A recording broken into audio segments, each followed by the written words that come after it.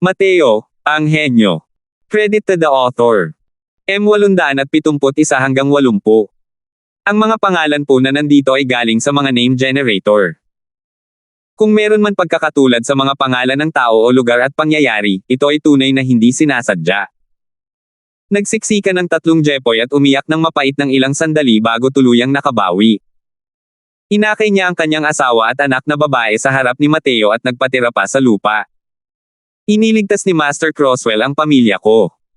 Walang maibabayad sa iyo si Jepoy, kaya ibibigay ko ang kakarampot na kayamanan ng pamilyang ito sa Master. Sana ay hindi ito hamakin ng Master. Nag-alok si Jepoy ng isang singsing na pangimbak na may mga nakakuyong na kamay na nagpagulo sa mga manunood. Hindi na kailangang isipin pa, sa loob ng singsing na ito ay tiyak na maraming kristal ng Earth Essence. Dahil dito, lahat sila ay naiinggit ng husto. Kahit gaano pa sila kagalit, walang sino man ang nang-ahas na galitin ang bagong Panginoon ng lungsod na ito. Sino ang mag-aakala na itinulak pala ni Mateo ang storage ring at malamig na sinabi, hindi mo kailangang maging magalang, owner yan. Sa hinaharap, iwan mo na ang magulong lugar na ito at isama mo ang iyong asawa at anak para mamuhay ng maayos. Nagpakita si Jepoy ng pagtataka. Bigla niyang itinulak si Marlon sa harap ni Mateo at sinabing, alam nang yan na ito na ang aksyon na ito ay napakamapangahas, ngunit ayaw kong mamuhay si Marlon na parang mga walang kwentang tao tulad natin sa hinaharap. Master Croswell, nakikiusap ako sa iyo na tanggapin mo si Marlon bilang isang disipulo. Kami, mag-asawa, ay walang hanggang magpapasalamat. Tungkol sa mga ginawa ni Jepoy, medyo nagulat si Mateo. Ramdam niya ang pagmamahal ni Jepoy sa kanyang anak. Hindi niya inakalang handa silang maghiwalay sa pamamagitan ng pagbibigay kay Marlon bilang isang apprentice. Sabi ni Mateo, hindi natin ito responsibilidad. Depende pa rin ito sa kagustuhan ni Marlon. Marlon, gusto mo bang matuto ng alchemy skills kay Kuya Mateo? Tumango si Marlon ng walang pag-aalinlangan at sinabing, syempre gusto ko. Gusto ni Marlon na maging ang pinakadakilang alchemist. Pero, hindi kayang mawalay ni Marlon kina tatay at nanay. Napakatalino ni Marlon. Alam niya na sa pagkilala kay Mateo bilang kanyang Panginoon, malamang na kailangan niyang humiwalay sa kanyang sariling ama at ina. Ngumiti si Mateo at sinabing, madali lang yan. Magsusulat ako ng liham para sa inyong lahat. Pumunta kayo sa Crimson Afterglow Holy Land ng White Valiant Region, sabihin ninyo na nakatakda kayong pumunta sa akin. Natural lang natatanggapin nila kayo. Tuwang-tuwa si Jepoy nang marinig iyon at dali-daling nagpasalamat kay Mateo. Habang pinapakalma ang pamilya ni Jepoy, biglang malamig na nagsalita si Mateo sa mga tao, Tansy, gusto niyo pa bang manood ng ganito? Sa sandaling lumabas ang mga salitang ito, sina Jepoy, Mozen, at ang iba pa ay nagulat. Hindi nila inakala na nagtatago pala si Tansy sa karamihan. Tunay ngang isang peklat ang sumilay mula sa gitna ng karamihan. Si Tansy nga iyon. Ikaw nga ang ekspertong nakakubli sa mga karaban ng kalakalan. Tumingin si Tansy kay Mateo at sinabing may malungkot na mukha. Nang masabi niya ang mga salitang ito, nagbago ang ekspresyon ng mukha ni Mozen. Kung hindi pa rin niya alam na si Mateo ang palihim na gumagawa ng hakbang hanggang ngayon, napakatanga niya. Pero ang problema, paano gumawa ng hakbang si Mateo? Kailangang malaman ng isa na siya ang kumokontrol sa Spirit Profound Unity Formation. Kailan kumilos si Mateo? Hindi niya talaga nalaman. Napangiti na lang si Mateo nang marinig iyon. Ang kasalukuyang si Tansy ay labis na nag-aalala kay Mateo at muling nagsabi, nandito lang ako para magmasid sa labanan at wala akong masamang balak. Ngunit ang paglitaw ni Tansy ay nagdulot ng kaguluhan. Siya ang Earth Carnage Proclamation rank 458, Tansy. Diyos ko, bakit naman lilito si Tansy sa Cloud Transient City? Nabalitaan kong ito ang unang beses na papasok si Tansy sa Earth Carnage Proclamation, diretso sa ika-458 na pwesto. Para siyang isang maalamat na nilalang. Pero sa totoo lang ay sumuko siya kay City Lord Croswell. Ang ranggo ni Tansy ay mas mataas pa ng ilang posisyon kaysa kay Almazar, na nagpapahiwatig na ang kanyang lakas ay mas malakas pa kaysa kay Almazar. Pero ang ganitong uri ng pag-iral ay talagang sumuko kay Mateo. Napanganga ang lahat dahil dito. Tumingin si Mateo kay Tansy nang may ngiti na hindi naman talaga isang ngiti at sinabing, hindi mo ba nararamdaman na napakahina ng ganitong paliwanag? Kung hindi kita tinawag palabas, susunod ka ba kay owner yan at aalis sa Cloud Transient City, at pagkatapos ay papatayin sila sa kalagitnaan. Hindi napigil ang magbago ang ekspresyon ng mukha ni Jepoy nang marinig iyon. Ayaw pa ring sumuko nitong si Tansy. Kung hindi dahil sa itinuro ni Mateo ang kinaroroonan ni Tansy, may posibilidad talaga na baka madakip siya nito. Nagbago ang ekspresyon ni Tansy, umiling siya at sinabing, wala akong ganoong intensyon. Ngumiti si Mateo at sinabing, mabuti naman at wala kang ganoong intensyon. Mabuti na lang, pupunta ako sa slaughter steps, at kulang ako ng kasama. Kailangan kitang abalahin para makasama ako sa paglalakbay. Sa pagkakataong ito, talagang nawala ng kontrol si Tansy. Gulat niyang sinabi, ikaw, gusto mong pumunta sa slaughter steps? Hindi ako pupunta. Malamig na sabi ni Mateo, hindi nasa sa iyo kung sasama ka o hindi. Namumula sa galit ang ekspresyon ni Tansy habang sinasabi niya, sa tingin mo ba talaga ay natatakot ako sa iyo? Malamig na sabi ni Mateo, walang kwenta ang mga tinatawag na eksperto sa Earth Carnage Proclamation sa paningin ko. Ang pagpatay ng isa ay pagpatay, ang pagpatay ng dalawa ay pareho lang. Mayabang. Sobrang arrogant. Sa Chaotic Devil Sea, para manggahas na hamakin ang mga eksperto sa Earth Carnage Proclamation, si Mateo pa rin ang nauna. Para sa mga martial artist ng Heaven Enlightenment Realm, mga eksperto sa Earth Carnage Proclamation ay mga nilalang na walang talo. Pero sinabi ni Mateo na wala silang kwenta. Ikaw. Tinitiyak ko sa iyo, hindi ko talaga sila papatayin. Hindi pa ba ito sapat? Muling umatras si Tansy. Wala talaga siyang lakas ng loob na makipaglaban kay Mateo. Binago ng pagganap ni Tansy ang pagkaunawa ng lahat sa mga eksperto sa Earth Carnage Proclamation. Para sa mga martial artist ng Heaven Enlightenment Realm, ang mga eksperto sa Earth Carnage Proclamation ay mga walang talo na nilalang. Ngunit sa harap ni na Mateo at Tansy, ang Earth Carnage Proclamation na ito na nasa ranggong 458 ay hindi man lang ng ahas na kumilos. Dalawa lang ang pagpipilian mo. Sumama ka sa akin o papatayin kita. Hindi man lang pinansin ni Mateo ang mga sinabi ni Tansy at walang pakialam na sinabi. Isa itong lantarang banta o dapat nang sabihing isang lantad na pagdukot. Para maglakas loob na magsalita ng ganito sa isang eksperto sa Earth Carnage Proclamation, malamang ay espesyal si Mateo. Nanginginig ang kamay ni Tansy na may hawak na sable. Gustong-gusto niyang bunutin ang kanyang sable, ngunit sa kaiisip sa suntok ni Mateo kanina, hindi siya makapag-ipon ng lakas ng loob kahit anong mangyari. Hindi malinaw na nakita ni Almazar ang suntok ni Mateo. Gayon din, hindi niya malinaw na nakita. Ramdam ni Tansy na sa ilalim ng suntok na iyon, wala na talaga siyang posibilidad na mabuhay. Hindi niya talaga inakalang ang isang martial artist ng second level Heaven Enlightenment ay magkakaroon ng ganito kalakas na lakas. Aalis na ako. Matagal na nagpumigla si Tansy at sa wakas ay sumuko pa rin. Ang mga tingin na tinitignan ng lahat ng martial artist kay Mateo ay puno ng paghanga at paggalang. Sa katunayan, pinilit ng lalaking ito ang isang eksperto sa Earth Carnage Proclamation na pumasok sa slaughter steps. Masyadong subverting. Dahan ang lumapit si Mateo kay Mozen at sinabi rito, isama mo ng ligtas at maayos ang pamilya ni Jepoy sa Stardom City. Kung may mangyari mang aksidente, hindi na kailangan pang mabuhay ang Green Sea Mercenary Group mo. Kahit hindi naman masama ang lakas ni Mozen, masyadong walang kalaban-laban ang personalidad niya. Dati, kapag nanunuya si Almazar, kapag humakbang siya palapit, mas maganda pa rin ang tingin sa kanya ni Mateo. Pero ngayon, hindi na niya kailangang maging magalang. Inayos ni Mateo ang lahat, at dinala niya si Tansy sa hanay ng mga kawal na patungo sa slaughter steps. Ang array formation na ito ay maaari lamang ma-activate gamit ang Absolute Kill Token. Isang liwanag ang sumilay, at nawala sa paningin ang dalawang tao. Nang muli silang lumitaw, nakarating na sila sa isang ilang. Sa malayo ay isang kahangahangang lungsod. Kahit ilang libong milya ang layo, malinaw pa rin itong nakikita ni Mateo. Ang dakilang lungsod na iyon ay ang maalamat na lungsod ng Ozure. Kung tama ang mga hula ko, dapat ay galing ka sa Ozure City, di ba? Tanong ni Mateo kay Tansy. Malinaw na ito ang unang beses mong makapasok sa Chaotic Devil Sea. Bakit parang kilala mo ang lugar na ito sa iyong palad?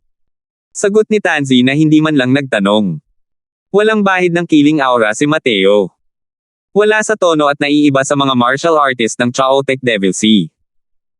Isang tingin lang at malinaw na ito ang unang beses niyang pumasok sa Chaotic Devil Sea. Pero ang ikinagulat ni Tanzi ay tila hindi naman pamilyar si Mateo sa lugar na ito. 872. Tiningnan ni Mateo ang glabela ni Tanzi at natuklasan niyang may 5 pulang bituin na lumitaw sa pagitan ng kanyang mga kilay. 5-star Soul General. Hindi naman masama. Walang kwentang sagot pa rin ni Mateo. Ito nga ang unang beses na pumunta si Mateo sa Slaughter Steps. Pero dati siyang nasa pinakamataas na antas ng buhay sa Divine Realm. Malinaw sa kanya ang mga patakaran dito. Natural lang na hindi sasabihin ni Mateo kay Tanzi ang mga bagay na ito. Biglang natuklasan ni Tanzi na medyo wala siyang ideya kung ano ang gagawin kapag nasa harap na niya si Mateo. Si Tanzi ay palaging isang walang kapantay na mabangis at mabangis na tao. Ginugol niya ang ilang taon na ito sa gitna ng mga laban ng buhay at kamatayan bago niya natamo ang kanyang kasalukuyang lakas. Kahit gaano pa kalakas ang kalaban, lagi pa rin siyang nakakaisip ng mga paraan para patayin ang kalaban. Pero sa pagharap kay Mateo, nakaramdam siya ng hindi maipaliwanag na kawalan ng kapangyarihan. Biglang nagbago ang ekspresyon ng mukha ni Tanzi, ang tingin niya kay Mateo ay parang nakakita ng multo. Ikaw. Kakapasok mo lang sa Slaughter Steps, at isa ka na palang 3-star Soul General. Sa glabela ni Mateo, 3 bituin ang unti-unting nagkumpol-kumpol at naging parang tatsulok na hugis pantay. Ito mismo ang tatak ng isang 3-star Soul General na tinutukoy ni Tanzi. Para sa mga martial artist na pumasok sa Slaughter Steps, ang Absolute Kill Token ay magpapaikli sa Slaughter concept sa loob ng kanilang mga katawan sa kanilang glabela, na malinaw na nagpapakita ng konsepto. Ayon sa antas ng pag-unawa sa konsepto, sila ay nahahati mula sa 1 bituin hanggang 9 na bituin. Ang isang 3-star Soul General ay malapit na sa tunay na layunin. Dati, hindi nakaramdam si Tanzi ng kahit kaunting slaughter intent sa katawan ni Mateo. Pero pagkatapos makapasok sa Slaughter Steps, agad na naabot ni Mateo ang antas ng 3-star Soul General. Paano siya hindi mabibigla nito? Kailangang malaman ng isa na noong unang beses na pumasok si Tanzi sa Slaughter Steps, ilang tao na ang napatay niya, ewan ko ba. Pero kasing level lang ito ng 1 bituin. Ang ganap na walang kapintasang binata na ito sa harap niya ay talagang naglakad na ng napakalayo sa landas ng pagpatay. Paano ito nangyari? Hindi niya lubos maisip na noong nasa lower realms pa si Mateo, ang mga martial artist na personal niyang pinatay noon ay isang napakagandang figure. Kung pag-uusapan ang pagpatay ng tao, hindi man lang kayang magdala ng sapatos si Tanzi para kay Mateo. Matatag lang ang loob ni Mateo. Ang karahasan ng Slaughter True Intent ay walang kakayahang makaapekto sa puso niya, iyon lang. Sa landas ng pagpatay, matagal nang naunawaan ni Mateo ang tunay na layunin ng hindi niya namamalayan. Sa ngayon, kakaunti na lamang ang tulong na naidudulot ng partikular na tunay na layuning iyon kay Mateo. 3 bituin lang, kailangan pa bang gumawa ng ganitong kaguluhan? Madali lang mahanap itong Slaughter Steps, mga 3-star Soul General, walang pakialam na sabi ni Mateo. Hindi nakapagsalita si Tanzi at nagtanong lamang pagkaraan ng ilang sandali, hindi ka pumunta rito sa Slaughter Steps para pumunta sa Ozora City, tama ba? Nakangiting sabi ni Mateo, para saan ako pumunta sa Slaughter Steps kung hindi naman ako pupunta sa Ozora City? Isa ka pa ring eksperto sa Earth Carnage Proclamation. Natatakot ka talagang pumunta sa Ozora City. Bahagyang lumungkot ang ekspresyon ni Tanzi at sinabing, walang saysay kahit kulitin mo pa ako. Hindi ako papasok sa Ozora City kasama mo. Kapag nakapasok ka na sa Ozora City, dapat mong simulan ang slaughter mode. Pumatay ka ng tao o ikaw ang papatay. Napakalaki ng pagbabago ng tauhan sa Heaven Carnage Proclamation at Earth Carnage Proclamation dahil masyadong malupit ang Ozora City. Hindi ako yung mga hanggal na nagpapanggap na henyo. Hindi ako pupunta at hahanap ng sarili kong kapahamakan. Nagkibit balikat si Mateo at sinabing, hindi mahalaga. Kung hindi ka aalis, papatayin kita ngayon din. Walang kapantay ang kadalian ni Mateo sa pagsasalita na para bang wala siyang gaanong kwentang bagay na pinag-uusapan. Malungkot na sabi ni Tanzi, nagpakita na ako ng pagtitiis sa lahat ng paraan sa iyo. Huwag mong masyadong ipilit ang mga tao. Boom! Isang malakas na hangin ang dumaan sa mga tainga ni Tansy, na sumaire sa isang malaking bunganga sa likuran niya. Nanliit ang mga mata ni Tansy, nanigas ang buong katawan niya. Hindi talaga siya makagalaw. Gustong-gusto niyang igalaw ang sarili, ngunit ayaw makinig ng katawan niya. Biglaan ang dating ng suntok kanina. Pero alam niyang kahit na gumawa siya ng sapat na paghahanda, imposibleng harangan din ang suntok na ito. Dahan daw ang binawi ni Mateo ang sarili niyang kamao at bumaantong hininga, hindi sinasadyang natama ng baluktot. Bakit hindi na lang ako sumuntok ulit? Flop! Biglang lumuhad si Tansy, ang apat niyang paa ay nakasuporta sa kanyang katawan sa lupa, habang hingal na hingal. Aalis na ako. Sabi ni Tansy habang hinihingal. Oh, kung gayon. Tara na. Binuka ni Mateo ang kanyang mga yabag at naglakad patungo sa napakalaking lungsod na iyon. Nang makarating siya sa harap ng napakalaking lungsod na ito, saka lamang naramdaman ni Mateo ang karelagan ng lungsod na ito. Mga 30,000 taon na ang nakalilipas, ang Azure City ay muling bumangon. Mula noon, isinilang ang Chaotic Devil Sea. Simula noon, sino ang nakakaalam kung gaano karaming mga henyo ng martial artist ang bumagsak sa lungsod na ito, para lamang sa pakikipaglaban sa 9-star Soul General na iyon. Madamdaming bumaantong hininga si Mateo. Ang magulong dagat ng demonyo ay isang lugar na walang mga patakaran, lalo na ang lungsod ng Azure. Ang pangakit ng 9-star Soul General sa mga martial artist ay nakamamatay.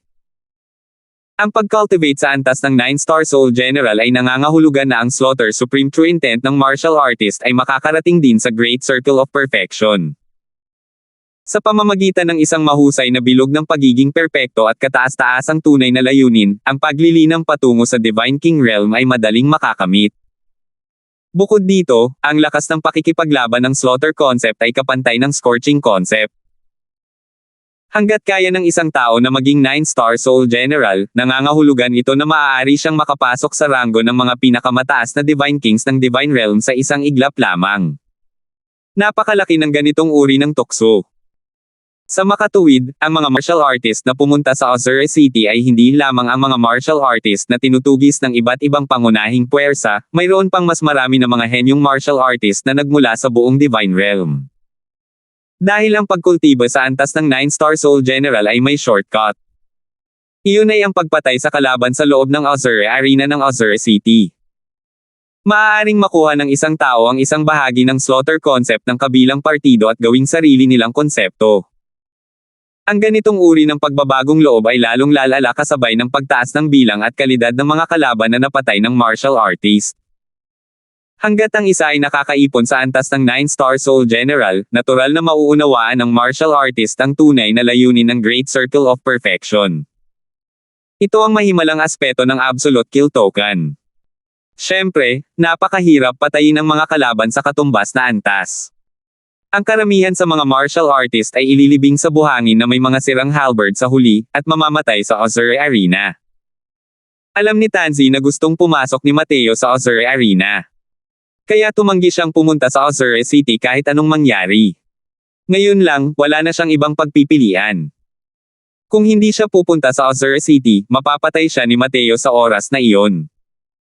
Kasunod ni Mateo papasok sa lungsod, ang mukha ni Tansy ay naging napakasama. Tinapik ni Mateo ang balikat niya habang nakangiti at sinabing, "Relax ka muna. Siguro, kapag naabot mo na ang 9-star Soul General sa hinaharap, kailangan mo pa akong pasalamatan." Humph! Sa loob ng 30,000 taon, napakaraming henyo ang pumunta sa Azure Arena. Pero ilang tao ang nakapag-cultivate hanggang sa maging 9-star Soul General. Mateo, kung mamatay ako, hindi kita bibitawan kahit maging multo pa ako. Sabi ni Tansy sa matapang na boses. Walang pakialam na sinabi ni Mateo, hindi mo man lang ako matatalo bilang tao. Maaari mo pa rin bang baligtarin ang kalangitan bilang isang multo? Kumalma ka. Sa ganyang klase ng mentalidad, baka mamatay ka sa unang round. Napakaraming tao ang napatay mo, maaari ka bang hindi pa rin alam na mapapatay ka? Kung wala ang ganitong uri ng kamalayan, ganito rin ang magiging mga nagawa mo sa buhay na ito. Sa loob-loob ni Tansy ay nabahala. Tila may intensyong magbigay ng mga payo ang mga sinabi ni Mateo. Sa totoo lang, habang dumarami ang namamatay, lalo ring natatakot ang tao sa kamatayan. Si Tansy ay isa ring pambihirang talento sa pagsasanay ng martial arts. Hindi pa siya nakapasok sa Ozura City noon, ngunit mapilit siyang nag-cultivate hanggang sa antas ng 5-star Soul General sa Slaughter Steps. Ngunit limitado ang lakas ng mga martial artist na Slaughter Steps. Ang kanyang mga nagawa ay hanggang dito lamang din kayang umunlad. Dahil hindi siya nang ahas na pumasok sa Ozura Arena, kaya bumalik siya sa Chaotic Devil Sea. Naayos mo na ba? Kung naisip mo na, pumasok ka na sa lungsod. 873. Pagkatapos ng 30,000 taon ng pag-unlad, ang lungsod ng Ozura ay naging lubos na maunlad. Nagkukumpulan ng mga tao sa mga lansangan, siksikan sa mga kabayo at karwahe, tila walang gaanong pinagkaiba sa mga lungsod sa labas. Pero sa di kalayuan, may ilang taong naghahabulan at naghahabulan. Malinaw na hindi iyon basta-basta laro. Ang lugar na ito ay ang magulong dagat ng demonyo. Makikita ang pagpatay kahit saan. Ngunit ang pagpatay sa mga lansangan ay hindi nakatulong ng malaki sa sariling konsepto ng pagpatay. Kung gusto mong makuha ang slaughter concept ng kabilang partido, kailangan mong pumasok sa Ozura Arena. Ayaw ni Mateo na magdulot ng gulo at dumiretso sa sentro ng lungsod. Doon matatagpuan ang Ozura Arena. Habang naglalakad papunta sa gitnang lugar, isa lamang istruktura ang naroon. Isa itong Ozura Arena na may kahanga-hanga at kahangahangang anyo. Pagpasok sa rehiyong ito, naramdaman ni Mateo ang pag-init ng kanyang glabela at bigla siyang nabighani na gustong pumatay ng mga tao. Tunay nga, karapat-dapat itong maging lupain ng pagpatay. Ang hangin ay nababalot ng amoy ng pagpatay. Papuri ni Mateo. Matapos magbayad ng bayad sa pagpasok, dinala ni Mateo si Tansy sa Ozura Arena. Pagpasok pa lang ni Mateo sa Ozura Arena, pakiramdam niya ay parang sinusuri ng isang nilalang ang kanyang banal na kaluluwa. Alam niyang ito ang absolute kill token na pinino niya sa paglalaro ng mga trick. Pagpasok sa Ozura Arena, automatikong i-activate ng absolute kill token ang slaughter mode. Mag-aayos ang fighting arena ng mga laban para sa iyo araw-araw. Sa first level fighting arena, 3 beses mo lang maiiwasan. Kung hindi mo pa rin tatanggapin ang hamon sa pang-4 na beses, direkta kang matatanggal. Babala ni Tansy sa kanya. Sa ilalim ng mga patakarang iyon, walang sino man ang nang-ahas na magpabeya. Bawat isa ay desperadong nagpapabuti ng nilang sarili, pagkatapos ay ginagawa ang lahat ng kanilang makakaya upang patayin ang kalaban. Sinulyapan siya ni Mateo nang walang pakialam at sinabing, gamit ang lakas mo, makakayanan mo ang unang antas, di ba? Sumanghal ng malamig si Tansy ngunit hindi masyadong nagsalita. Pumunta ka muna sa arena ng pakikipaglaban para tingnan. Naglakad si Mateo patungo sa arena ng pakikipaglaban ng may pagmamalaki. Sumunod naman si Tansy na parang isang inaapi na asawa. Patayin, patayin, patayin. Duncan Wang, patayin mo ang baguhang iyon. Pagpasok pa lang nila sa fighting arena, ang mga martial artists sa loob ay nag-aagawan na parang tinurukan ng stimulants, sinisigawan ng isang martial artist sa entablado na patayin ang kalaban nito. Ang lakas ng martial artist na nagngangalang Duncan ay napakalakas. Ang kanyang kalaban ay hindi niya kapantay. Pinaglalaruan lang niya ang kalaban. Bang! Itinaas ni Duncan ang kanyang kamay at sumuntok, direktang pinasabog ang kanyang kalaban hanggang sa maging latak. Nang makita ang madugong eksenang ito, ang mga manunood sa ibaba ng entablado ay walang kapantay na nasa sabik, at malakas na isinigaw ang pangalan ni Duncan. Duncan! Duncan! Duncan, mahal na mahal kita. Punta ka sa kwarto ko mamayang gabi. Si Duncan mismo ay labis ding nasiyahan sa kanyang sarili, iwinawagayway ang kanyang kamay sa direksyon sa ibaba ng entablado upang iparating ang kanyang pagbati. Ang lugar na ito ay paraiso para sa malalakas. Hanggat mayroon kang lakas, makukuha mo ang lahat ng gusto mo. Mga kristal ng asensya, mga babae, lahat ng iyong ninanais. Yo, bagong baguhan. Lakas lang ng second level heaven enlightenment. Sok. Ilang araw kaya siya tatagal? Haha. Sigurado akong matatapos siya sa unang laban pagkalipas ng 4 na araw. Ano sa tingin mo? Kailangan iyan ay depende sa swerte. Kung makakasalubong din niya ang isang baguhan, maaaring mabuhay pa siya ng ilang araw. Mabilis na nakakuha ng atensyon ng ibang tao ang bagong mukha ni Mateo. Pero malinaw na walang sino man ang positibo sa kanya. May mga bagong dating dito araw-araw. Ngunit ang mga tunay na may kakayahang manatiling matatag ay wala pang 10%. Ang karamihan sa mga tao ay hindi nakaligtas sa unang 3 paghaharap na umabot din ng halos 1 buwan. Ang isang second-level heaven enlightenment na tulad ni Mateo ay halos walang posibilidad na mabuhay pagkatapos ng unang laban. Napakahina. Mayroon pa bang mas malakas na darating para hayaan akong magpakasaya ng buong puso sa aking mataas na kalagayan? Hindi agad umalis si Duncan sa larangan ng pakikipaglaban ngunit sinimulan niyang kutsain ang iba na umakyat sa entablado. Ngunit dahil sa kanyang pagmamataas na nanunukso, wala talagang nang-ahas na tumugon. Maliwanag, ang kanyang lakas ay bahagi ng napakalakas na mga nilalang sa unang antas. Tumingin si Mateo at natuklasan na si Duncan ay isa ring 3-star soul general. At sa kanyang noo, bahagyang napapansin ang pang-4 na bituin. Malinaw na hindi na siya nalalayo sa 4-star condensation. Ang 3 bituin sa lungat sa 4 na bituin ay isang hangganan. Kapag lumitaw ang pang-4 na bituin sa noo, mauunawaan na ng martial artist ang first stage slaughter supreme true intent. Na nangangahulugan din na ang pag-unawa ni Duncan sa mga konsepto ay malapit nang umabot sa pinakamataas na antas ng tunay na intensyon. Biglang lumutang pataas si Mateo at lumapag sa larangan ng pakikipaglaban. Nang makita ni Duncan ang isang binata na lumipad papasok, hindi niya maiwasang mamangha. Bigla siyang humagalpak ng tawa at sinabing, "Nako, unang araw mo pa lang dito, di ba? Tanga na sobrang confident. Sa lakas mo pa lang na ito, nang-ahas ka ng hamanin ang marangal na sarili mo." Pati ang mga manunood sa ibaba ng entablado ay natawa rin ng malakas. "Bro, bilasan mo at umamin ka na." Maganda ang mood ni Duncan. Baka sakaling maligtas kanya sa kamatayan. Ang batang yan, si Duncan ay isang malakas na kakompetensya na nasa ika-10 ranggo sa unang antas. Kung aakyat ka ng ganito, mamamatay ka ng napakasama. Hay nako, ang daming gago ngayon.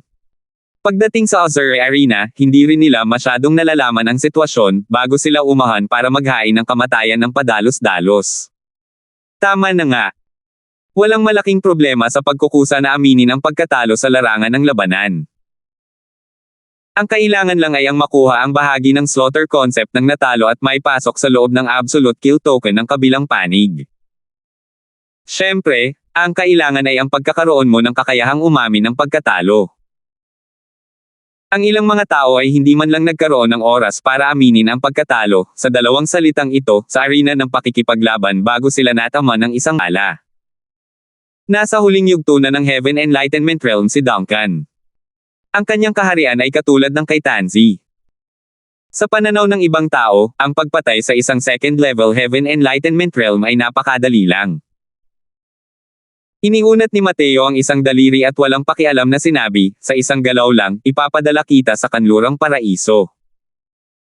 Nagbago ang ekspresyon ni Duncan, at sinabi niya ng may malamig na ngiti, mayabang na pump. "Magiging katulad ka rin ng taong iyon ngayon lang, naguguluhin ko."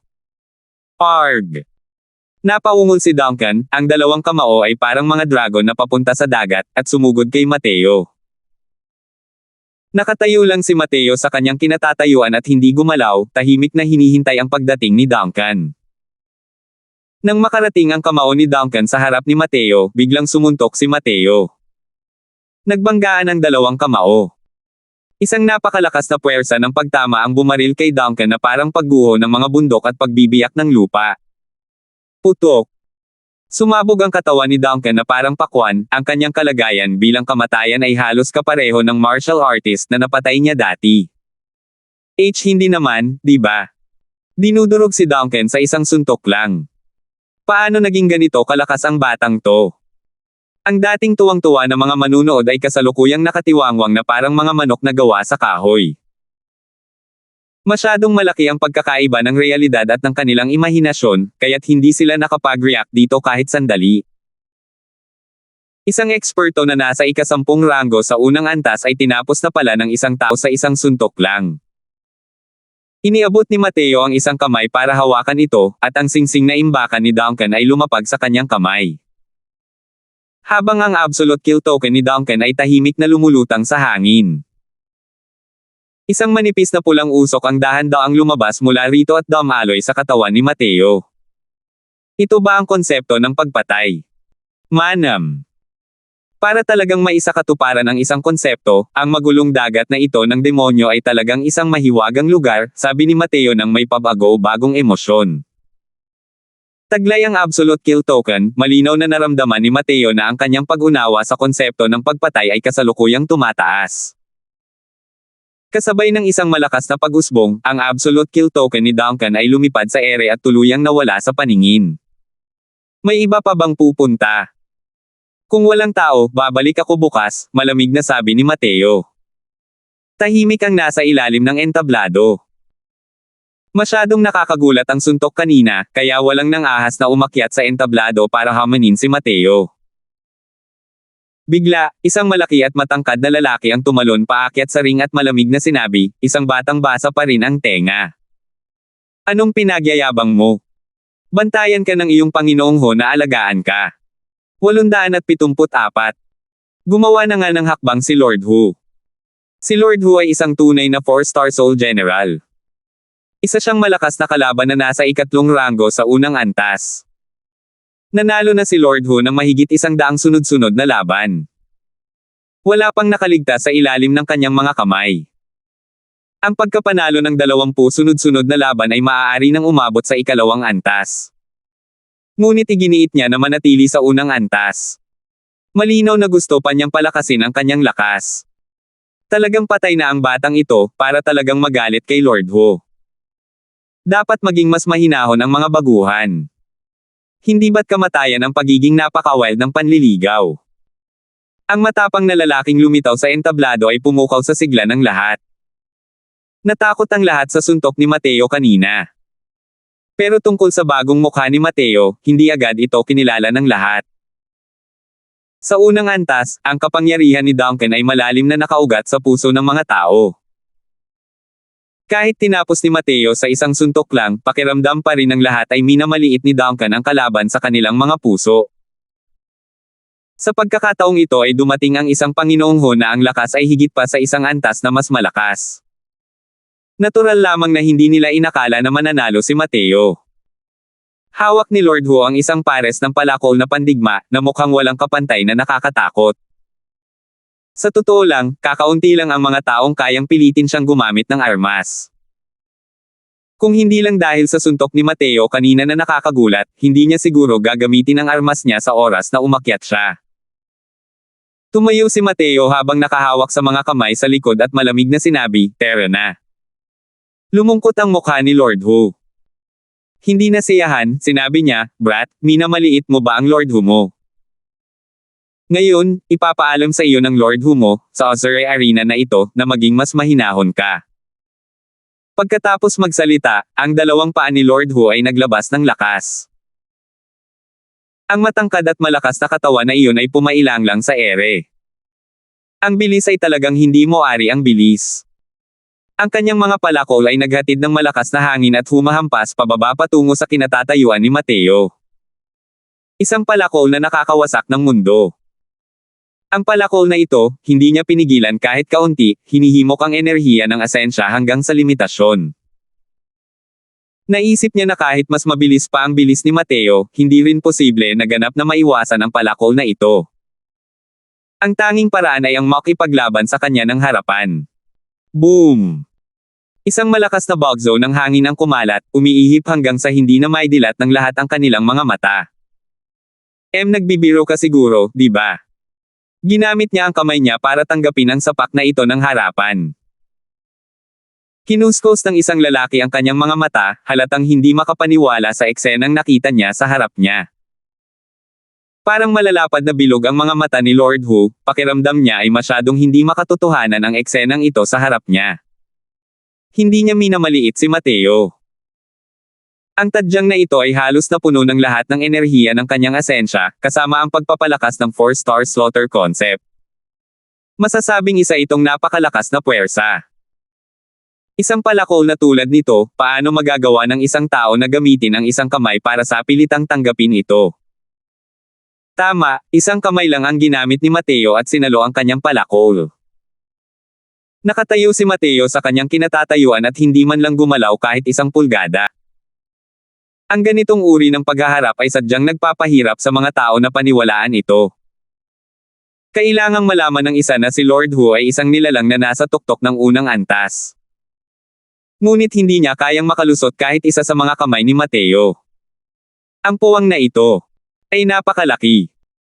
Paano nila malalaman na si Mateo, na sumanib sa sinaunang buto ng dragon, ay may lakas na halos kapantay na ng isang banal na artifact? Nitong mga nakaraang araw, unti-unti pa ring pinipino ni Mateo ang sinaunang buto ng dragon. Ang lakas ng kanyang mga braso ay patuloy na tumataas. Dagdag pa sa pagpapalakas ng Scorching Supreme True Intent, hindi naging mahirap para sa kanya na tanggapin ang hampas ng palakol na ito ng mag-isa. Nang makita ang eksenang ito, bahagyang nagbago rin ang ekspresyon ni Tansy na nanatiling tahimik sa ilalim ng entablado. Ang lakas ni Mateo, hindi niya ito lubos na matansya. Pero ang lakas ng katawan ni Mateo ay sadyang napakalakas. Dahil nasalo niya ang marahas na pagsikip na ito at hindi gumalaw kahit isang pulgada, ang Mateo na ito ay isa lamang hugis tao na nakamamatay na sandata. Kasabay ng isang suntok, ang figure ni Lord Hu ay padebog na umatras, direktang umatras patungo sa mga paligid ng arena ng pakikipaglaban. Maingat niyang tiningnan si Mateo, sukdulan ng pag-aalala rito. Sabi ni Mateo nang may bahagyang ngiti, "Ano?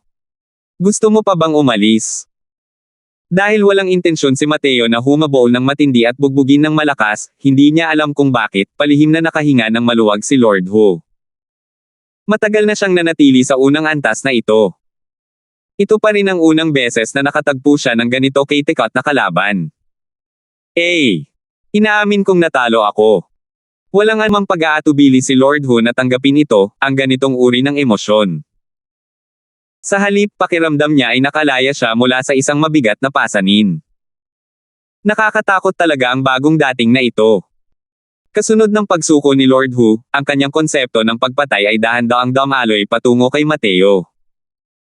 Dahil dito, ang pang-apat na bituin sa kanyang glabella ay naging medyo malabo. Habang ang glabella area ni Mateo, ang ika-apat na bituin ay bahagyang nakikita. Sa katunayan, malapit na itong maging tunay na layunin. Saan ba nanggaling ang bagong dating na ito? Bakit ngayon ko lang siya narinig noon? Nakita ko kanina, parang kakapasok lang niya sa Azure Arena. Ang lakas niya ay talagang hindi angkop para manatili sa unang antas.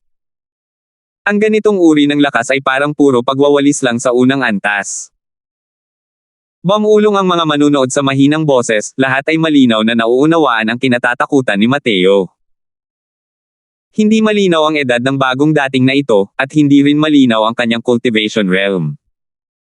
Ngunit ang kanyang lakas sa pakikipaglaban ay lubhang nakakatakot. Nahirapan silang isipin kung bakit ang isang maliit na katawan ay nagtataglay ng napakalaking enerhiya. May paparating pa ba? Tanong ni Mateo nang may inosenteng mukha. Sa sandaling iyon, isang lalaking nasa katanghaliang gulang na nakasuot ng abuhing roba ang pumunta sa arena ng pakikipaglaban at sinabi sa malinaw na boses, sa loob ng isang oras, kung walang haamon kay Mateo, direkta niyang makukuha ang mga kwalifikasyon para makaakyat sa ikalawang antas. Dahan-daang lumipas ang oras. Mabilis na lumipas ang isang oras. Ngunit walang nang ahas na lumapit upang hamanin si Mateo. Sabi ng lalaking nakaabong damit na nasa katanghaliang gulang, "Binabati kita, Brother Crosswell." Isang pukpok. Direktang makakakuha ka ng pagkakataong makaakyat sa ikalawang antas pati na rin ng 20 slaughter points. Sabi ni Mateo, 20 slaughter points lang. Hindi ba't masyadong kulang yan? Alam ni Mateo na ang Azure Arena na ito ay may ilang pangunahing patakaran. Ngunit ang mga partikular na bagay ay hindi niya malinaw. Isa na rito ang slaughter point. Sa pananaw ni Mateo, ano ang sapat na magagawa ng 20 slaughter points? Nakangiting paliwanag ng lalaking nakaabong damit na nasa katanghaliang gulang, hindi dapat maliitin ni Brother Crosswell ang 20 slaughter points na ito. Marami itong mabibili.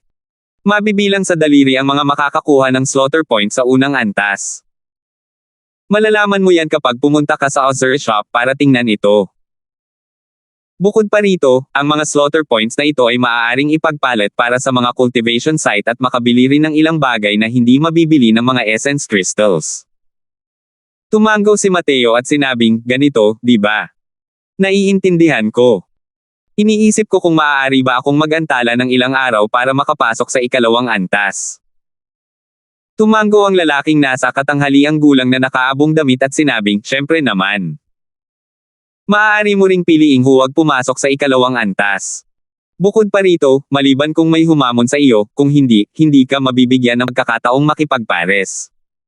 Kalayaan mo lang ito. Hindi inisip ni Mateo na mayroon pa palang ganito kagandang paggamot. Agad siyang tumango at sinabing, syempre kailangan kong pumasok sa ikalawang antas. Masyadong nakakabagot ang unang antas na ito. Malamang, ang ikalawang antas ay may kasing dami ng mga eksperto gaya ng mga ulap. Mas mabuting dagdagan ko muna ng kaunti ang aking lakas. Hindi napigilan ng lalaking nasa katanghaliang gulang na nakaabong damit ang sarili na mawala nang sasabihin ng marinig iyon.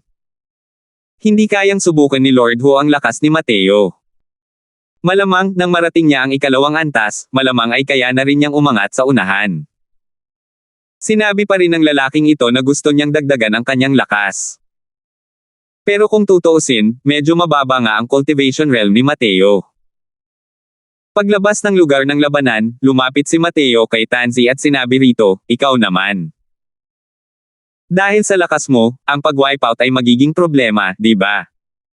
Sumulyap si Tansy kay Mateo at biglang pumasok sa fighting arena. 875. Hindi dapat tingnan kung paano natalo ni Mateo si Tansy hanggat hindi niya kayang itaas ang kanyang ulo. Ang kanyang lakas ay nananatiling mas malakas kaysa sa iba sa unang antas. 8 magkakasunod na kalaban ang hinarap niya sa entablado. Sa wakas, wala nang nangahas pang hominin siya. Walang kapantay ang bangis ng mga atake ni Tansy. Palagi niyang tinatanggal ang kanyang mga atake sa mga kalaban na medyo mahina. Maliban na lang, kung pag-uusapan pa lang ang palabas, hindi naman ganoon kagulat si Tansy gaya ni Mateo. Ngunit ang dalawang ekspertong magkasunod na lumitaw sa loob ng isang araw ay nagdulot pa rin ng kaunting kaguluhan.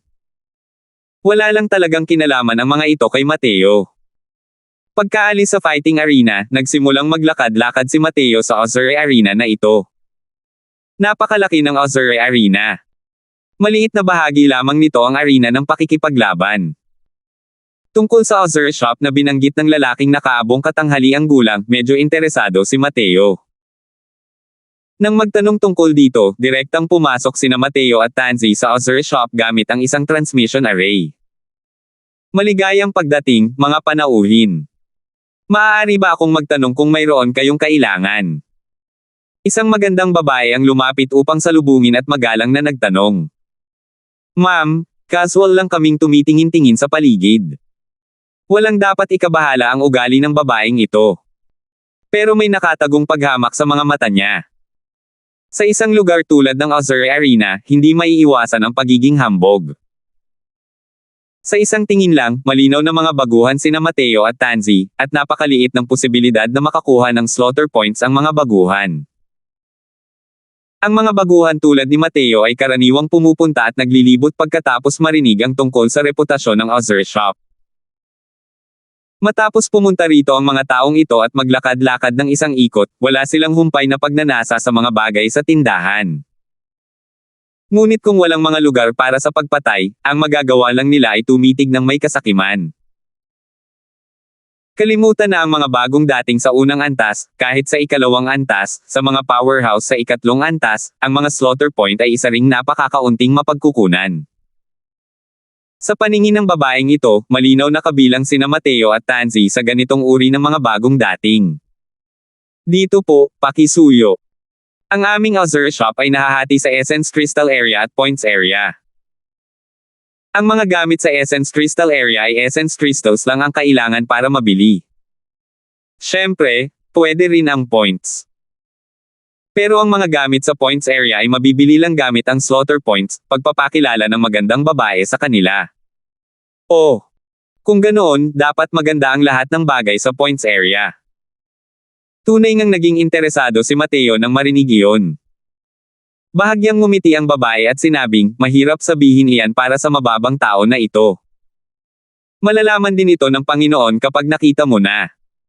Tunay na isang batang walang alam sa lawak ng langit at lupa. Napakahirap makakuha ng mga slaughter points, lalo na't bago ka pa lang. Maraming martial artist na matagal nang nagpakahirap sa Azure Arena ang maaaring wala nito. Kahit nakangiti ang babae, sa paraan ng kanyang pagngiti, napakapeke nito.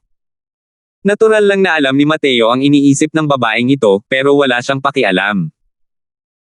Hindi niya kailangang ibaba ang antas ng isang menor de edad na karakter na tulad nito. Sa pangunguna ng babae, nakarating sina Mateo at Tansy sa points area. Casual na sumulyap si Mateo at hindi maiwasang mamangha. Ang dami talagang magagandang bagay sa points area. Elemento ng esensya ng lambat ng lupa, dakilang bulaklak sa langit, espitong salita sa gabi.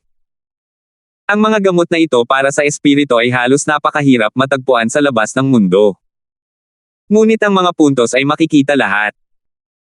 Ngunit nang makita ni Mateo ang presyo ng mga gamot na para sa espiritu, hindi niya maiwasang mataranta. Ang mga napakabihirang gamot na ito, ang mga presyo ay karaniwang nag-iiba lamang mula 3 hanggang 10 slaughter points. Tungkol sa halaga ng mga slaughter point, malinaw din ang pagkakaintindi ni Mateo. Ang 20 slaughter point ay hindi pa nga maituturing na maliit. Ang mga gamot na ito na may kinalaman sa espiritu, kapag inilagay sa labas ng mundo, ay magsisimula lahat sa 500 milyong kristal ng asensya ng lupa. At ito ay may demand pa rin, ngunit walang supply. Sa ganitong pagkalkula, ang 20 slaughter points ay nagkakahalaga ng hindi bababa sa ilang bilyong earth essence crystals. Bukod pa rito, ang mga spirit medicine na ito ay hindi talaga mabibili ng earth essence crystals. Mga slaughter points lang ang makakabili nito. May ilan pa ring natapos na produkto sa points area. Mas mahal pa lalo ang mga presyo. Nang makita ang itsura ni Mateo na hinuhusgahan ang bawat isa sa kanila, mas lalong napangiwi ang babae sa kanyang puso. Nakatingin lang at hindi bumibili, nag-aarte para ano. Pinagmasdan ni Mateo ang bawat isa. Biglang huminto ang kanyang mga hakbang, at kumuha siya ng isang piraso ng maitim na kulay gintong mineral. Hindi ko talaga inaasahan na may Grey Flame Earth Sun Gold pala sa loob nitong Azure Shop. Medyo tuwang-tuwa na sabi ni Mateo. Ang Grey Flame Earth Sun Gold na ito ay isang napakabihirang mineral. Ito ay isang material na maaaring gamitin sa paggawa ng mga banal na artifact. Ngunit para kay Mateo, ang Grey Flame Earth Sun Gold ay may isang mahalagang gamit, iyon ay ang pagpapahintulot nitong umunlad ang Origin Magnetism Spirit Wood. Sa loob ng ilang taon, patuloy na pinag-aalagaan ni Mateo ang Origin Magnetism Spirit Wood ng masigasig. Ngunit medyo mabagal pa rin ang pag-unlad nito. Sa kasalukuyan, kaka-rating pa lang nito sa tier 6. Ang ganitong bilis ng pag-unlad ay talagang medyo mabagal para kay Mateo. Hindi maliit ang tipak na ito ng Grey Flame Earth Sun Gold. Sapat na ito para mag-evolve ang Origin Magnetism Spirit Wood sa tier 7. Kapag ang Origin Magnetism Spirit Wood ay naging tier 7, maaari itong maging malaking tulong muli kay Mateo. How? Isang bugzo ng hangin ang dumaan. Isang kamay ang lumapat mula sa likuran ni Mateo at hinawakan ang Grey Flame Earth Sun Gold na nasa kamay ni Mateo. Bahagyang bumagsak ang mukha ni Mateo, gumagalaw ang kanyang mga paa, direktang naglalaho mula sa kanyang kinaroroonan. Malinaw na hindi inaasahan ng taong iyon na ang teknik sa paggalaw ni Mateo ay magiging ganito kabilis. Bigla na lang siyang walang nahawakan, at hindi sinasadyang natisod ang kanyang katawan.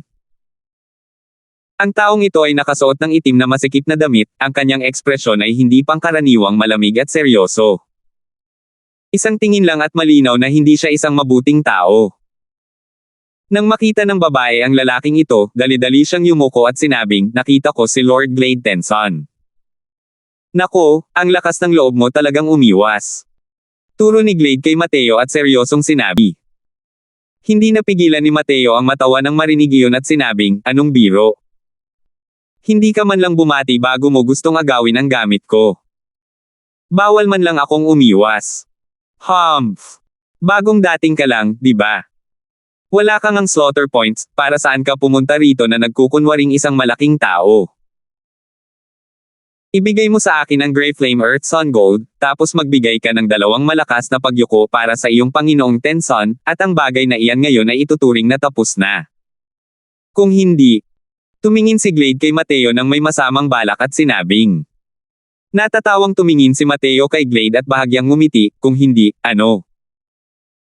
Bagamat ayon sa mga patakaran ng Azure Arena, ang mga second-level martial artist ay hindi pinapayagang pumatay ng mga first-level martial artist, wala namang problema kung papahigan ka, ang punk na ito, ng ilang panahon.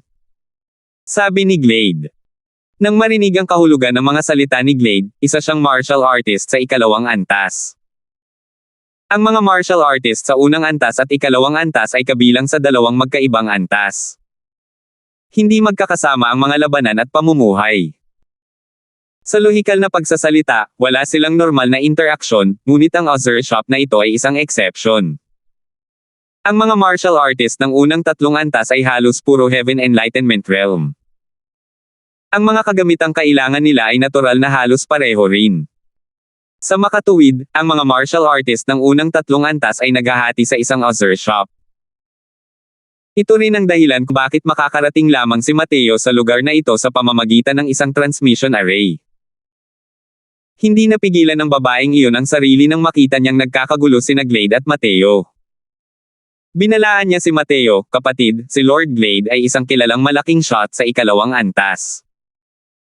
Isa siyang eksperto na nasa ranggo 405 sa Earth Carnage Proclamation. Bakit hindi ka nagmadali at humingi ng tawad sa kanya? Sa nakikita ng babae, nagbabala na siya rito ng may mabuting kalooban. Hindi magandang bagay ang isang baguhan na makasakit sa isang makapangyarihang nasa 2nd antas.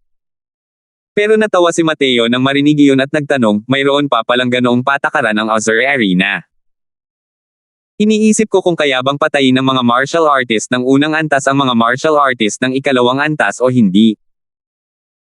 Nang mabigkas ang mga salitang ito, parehong natigilan ang babae at si Glade. Ngunit si Tansy na hindi nagsalita sa buong oras ay nagsalita, walang ganitong patakaran ng Azure Arena. Dapat itong maging daan.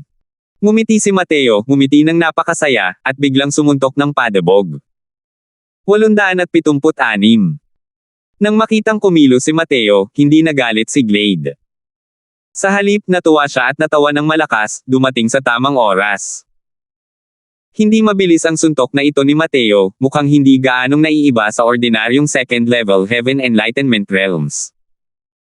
Kaya, sa pananaw ni Glade, puro bagbog ang hinihingi ni Mateo dito. Umiling si Tansy at bumantong hininga, isa na namang hanggal na naghahanap ng kamatayan. Nang marinig ng babaeng tagapag-alaga ang buntong hininga ni Tansy, napuno ng pagkalito ang kanyang mga mata. Akala niya ay kikilos si Tansy at tutulong. Tutal, mukhang mas malakas naman ang lakas ni Tansy.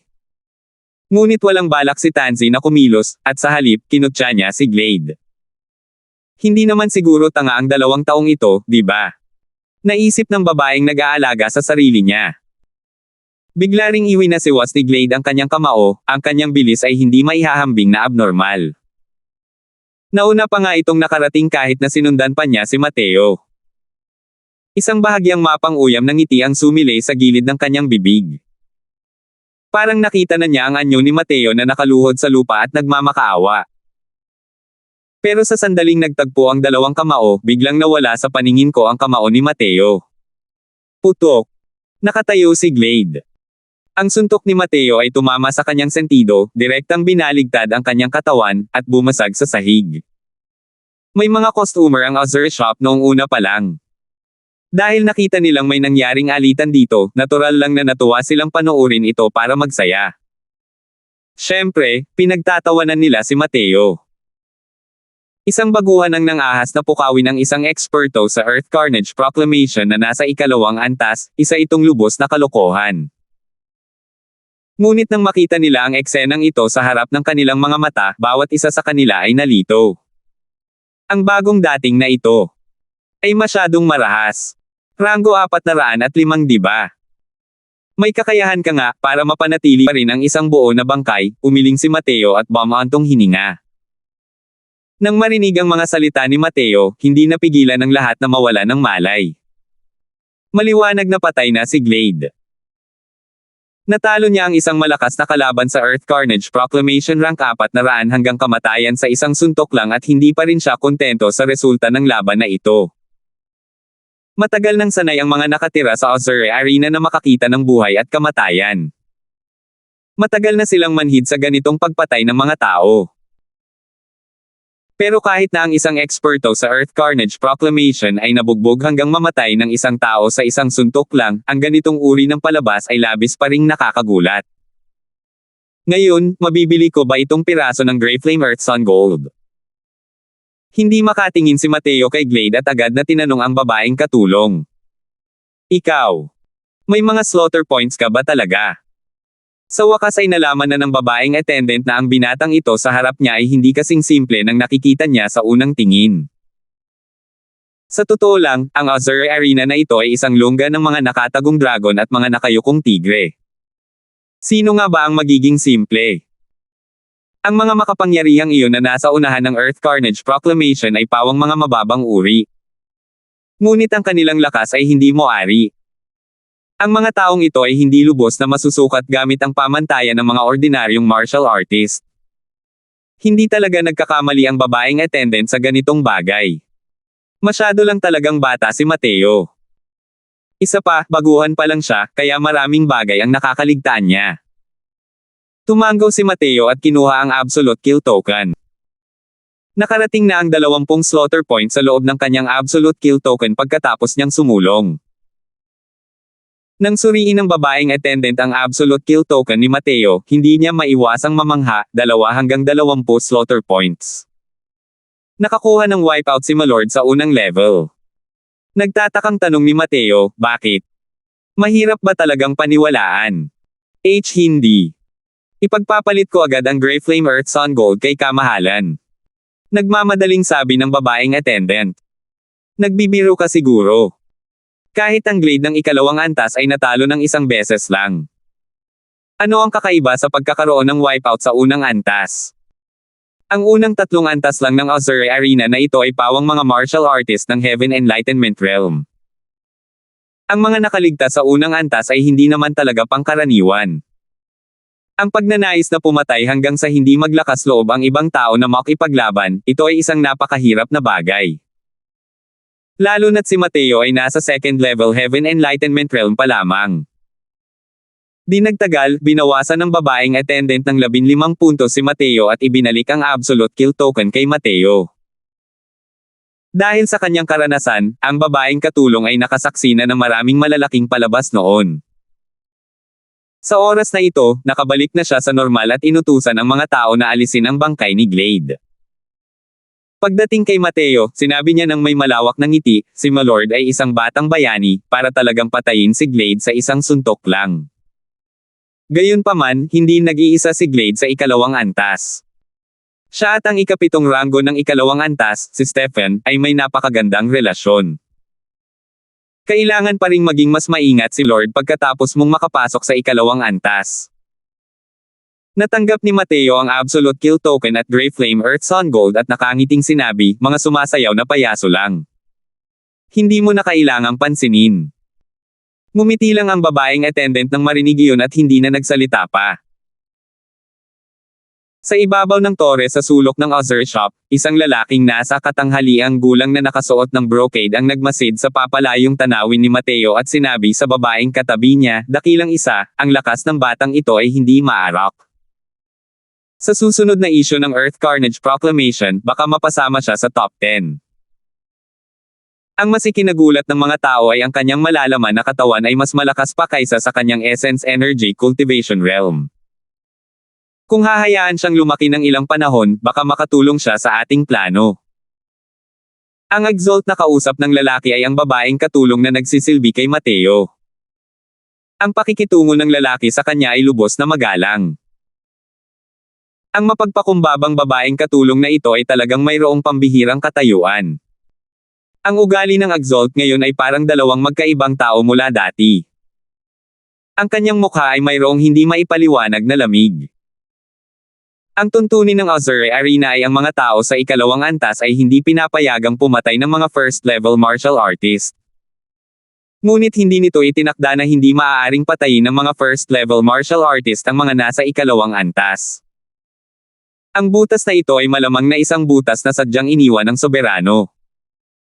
Ngunit kakaunti lamang mga nakakagamit ng butas na ito. Ang binatang ito ay talagang hindi simple. Sabi ng Exalt. Tumango ang lalaking nakasuot ng brocade at sinabing, hindi naman sa hindi nangyayari noon ang pagpatay sa mga first-level martial artist sa mga second-level martial artist. Pero wala talagang taong ganito kalinis at kaayusan. Isa pa, ang kalaban niya ay isang karakter na malapit sa rank 400 sa Earth Carnage Proclamation. Sabi ng Exalt, unang araw pa lang ng batang ito na papasok sa Azure Arena, at mayroon na siyang ganoong kalakas na lakas. May posibilidad na isa siyang Henyong Junior na inalagaan ng isang napakabanal na lupain. Kailangan muna nating imbestigahan ng malinaw ang kanyang pinagmulan bago magdesisyon. Ibibigay ko na sa iyo ang bagay na ito. Yumuko ang lalaking nakasuot ng brocade at sinabing, opo. Pag-alis sa Azure Arena, umupo si Mateo ng tirahan sa Azure Arena at sinimulang tulungan ang Origin Magnetism Spirit Wood na sipsipin ang Grey Flame Earth Sun Gold. Ang Grey Flame Earth Sun Gold na ito ay nagtataglay ng napakalakas na kapangyarihan ng Gold Element 2. Ang paggamit nito upang pinuhin at maging isang banal na artifact ay maaaring magpapalakas pa ng atake ng martial artist. Pero hawak ni Mateo ang Star Moon Sword at hindi siya masyadong nag-aalala tungkol sa pangangailangan para sa mga banal na artifact. Sa halip, ang Origin Magnetism Spirit Wood, kung gagamitin ito ng maayos, ay tiyak na magiging isang napakalaking tulong. Kaya naman, hinayaan niyang higupin ng Origin Magnetism Spirit Wood ang kapangyarihang elementong ginto sa loob ng Grey Flame Earth Sun Gold nang walang anumang pag-aalinlangan. Habang pinipino ni Mateo ang Grey Flame Earth Sun Gold, isang kaguluhan na ang sumiklab sa ikalawang antas. Ang balitang pinatay si Glade ng isang baguhan ay kumalat na parang apoy sa ikalawang antas. Ang ganitong bagay ay talagang nagpamangha sa lahat ng martial artist. Maraming tao ang humahanga sa makapangyarihang lakas ng bagong dating na ito. Ngunit ang karamihan sa mga tao ay nanunuya pa rin sa kawalan ng kakayahan ni Glade. Para mabuhay sa isang malupit na kapaligiran tulad ng Azure Arena, bawat tao ay mayroong napakalaking tiwala sa sarili. Ang mapatay ay nagpapakita lamang na kulang ang lakas ni Glade. Siyempre, si Stephen Lu pa rin ang pinakanawala ng mukha. Si Glade ay kanyang nasasakupan at isa ring kanang kamay na upahang maton. Hindi niya inakalang si Glade ay talagang napatay ng isang punk tatlo ng isang pangalawang antas. Isang hampas ito sa kanyang mukha. Naimbestigahan na ba ng maayos? Saan nga ba talaga nagmula ang punk na yan? Tanong ni Stephen sa kanyang nasasakupan ng may mapanglo na tingin. Oo, inimbestigahan namin ang kanyang background. Ang batang iyon ay pumasok lang sa Azure Arena ngayon at direktang nakakuha ng wipeout sa unang antas. Matagal nang pinagmamasdan ni Glade ang Grey Flame Earth Sun Gold ng Azure Shop, ngunit wala siyang sapat na puntos. Sa pagkakataong ito, sa wakas ay nakapag-ipon na siya ng sapat na puntos para mabili ito. Hindi ko inaasahan na napatay pala siya ng baguhang ito. 877. Humph! Iniisip ba talaga ng punk na si Mateo na wala siyang talo? Sa Azure Arena na ito, kahit ang dragon ay kailangang pumulupot. Malamig na sanggal ni Stephen. Sa Azure Arena na ito, hindi kailanman nagkaroon ng kakulangan ng mga henyo. Ang mga ekspertong ito ng Earth Carnage Proclamation, sino sa kanila ang hindi walang kapantay ang talento, na may lakas na higit na nakahihigit sa mga nasa parehong antas. Malamang alam din ng baliw na iyon na napasama siya sa gulo. Pagkatapos niyang umalis sa Azure Shop, pinili pa nga niyang mag-isa at hindi pumasok sa ikalawang palapag, sabi ng nasasakupan. Humph! Maaaring makaalis siya ngayon pero hindi bukas. Bantayan mo ako ng mabuti. Pagdating niya sa ikalawang palapag, mag-report ka agad sa akin. Gusto kong makita niya ang kalupitan nitong Azure Arena. Opo, kamahalan. Ito ay. Kung mayroon kang isang bagay, sabihin mo lang. Huwag mong ipilit. Maraming chismis ang kumakalat ngayon. Lalo na si Lord Torio Zhang doon. Pinagtatawanan nila tayong lahat. Nang marinig ito, lalong naging makulimlim ang ekspresyon ng mukha ni Stefan. Si Torio Zhang ay isa ring heavyweight class figure sa ikalawang antas. Lakas man o puwersa, hindi ito nakahihigit sa kanya. Dahil sa ginawa niyang malaking katangahan sa pagkakataong ito, natural lang nakakapit si Torio at hindi bibitawan, at mangungut siya ng husto. Ang songgit na batang ito, ang dahilan kung bakit ako nawala ng malay. Kailangan ko siyang punitin ng pakabila. Nagngalit ang mga ngipin ni Stefan sa puot, galit na galit kay Mateo. Tungkol sa mga nangyari sa ikalawang antas, natural na walang kaalam-alam si Mateo. Kahit alam niya, wala rin siyang pakialam. Nagtayo siya ng isang array formation upang tulungan ang Origin Magnetism Spirit Wood na masipsip ang kapangyarihan ng elementong ginto sa loob ng Gray Flame Earth Sun Gold, habang siya mismo ay pumasok sa loob ng Vast Heaven Pagoda upang mag-cultivate.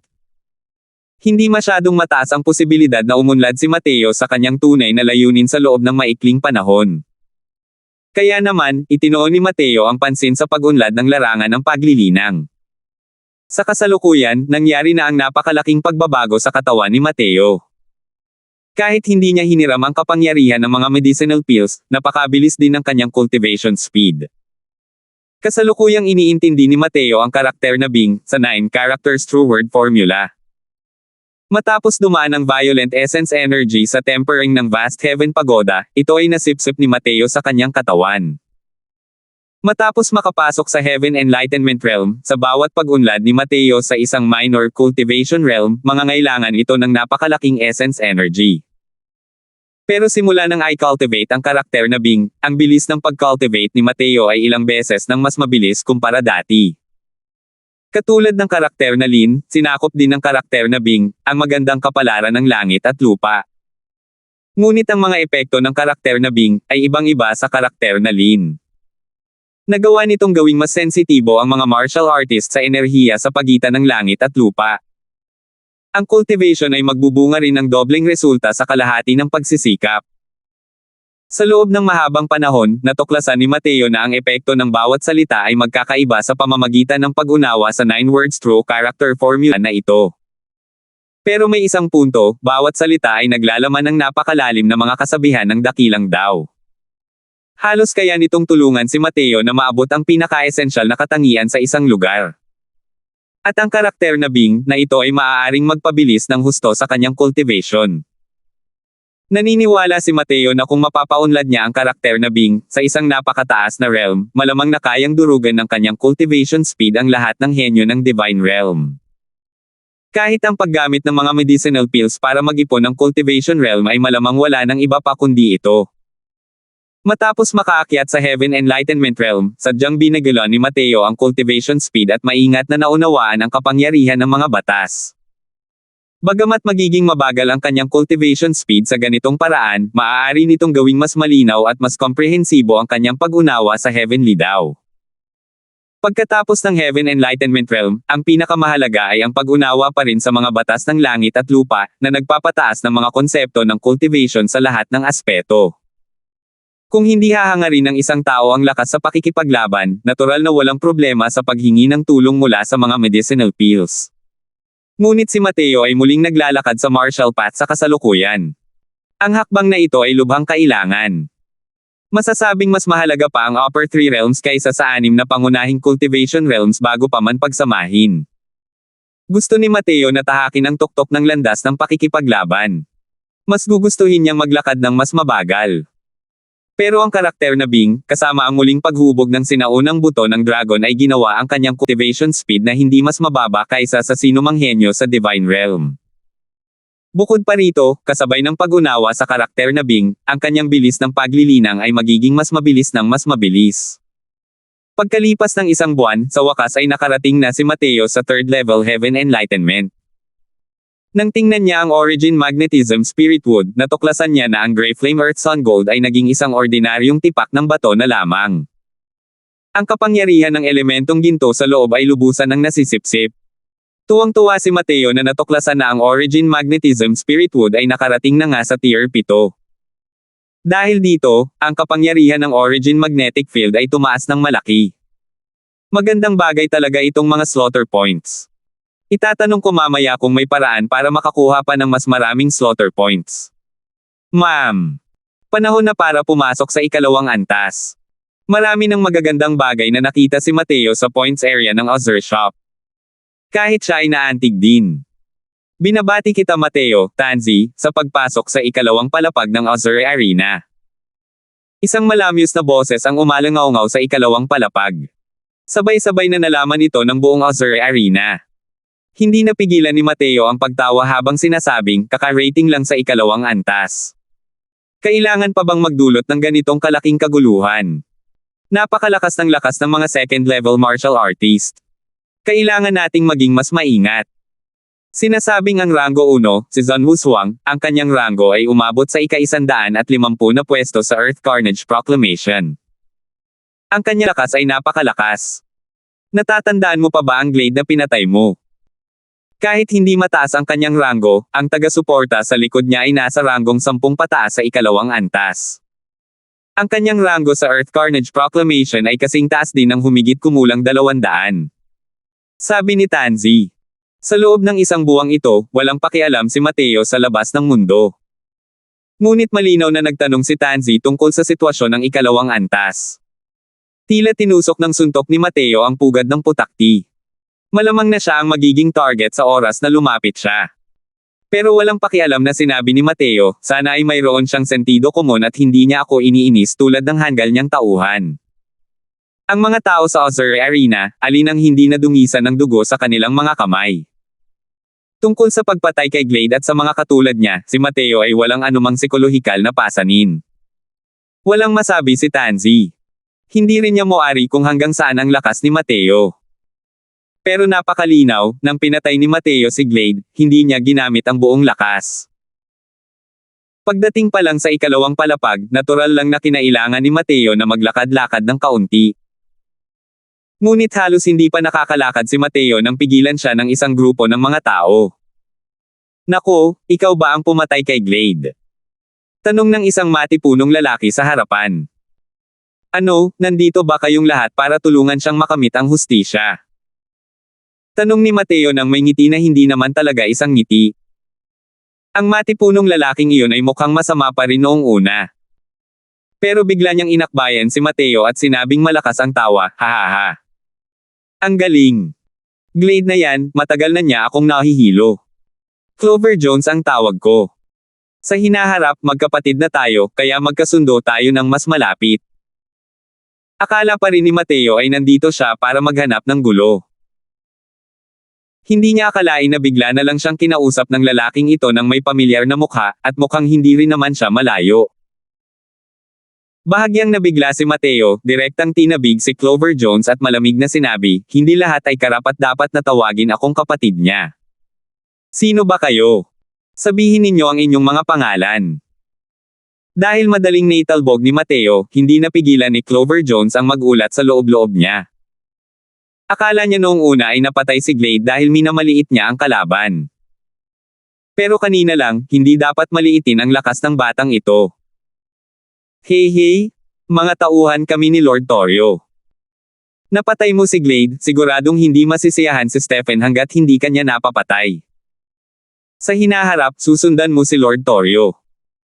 Dahil pinoprotektahan kanya, hindi man lang maglalakas loob si Stephen na umutot. Tumawa si Clover Jones at sinabi. 878. Matapos marinig ito, sa wakas ay naunawaan na ni Mateo ang intensyon ng grupong ito sa pagpunta. Hindi niya inaasahan na ang mga ginawa niya sa Azure Shop ang siyang dahilan kung bakit naisip ng mga taong ito na hikayatin siyang sumama sa kanila. Maliban na lang, walang plano si Mateo na sumali. Ang ibig mo bang sabihin ay hilahin ako papasok sa isang partnership? Tanong ni Mateo. Naunawaan din ni Clover Jones ang iniisip ni Mateo at nakangiting sinabi, alam kong disente ang lakas mo.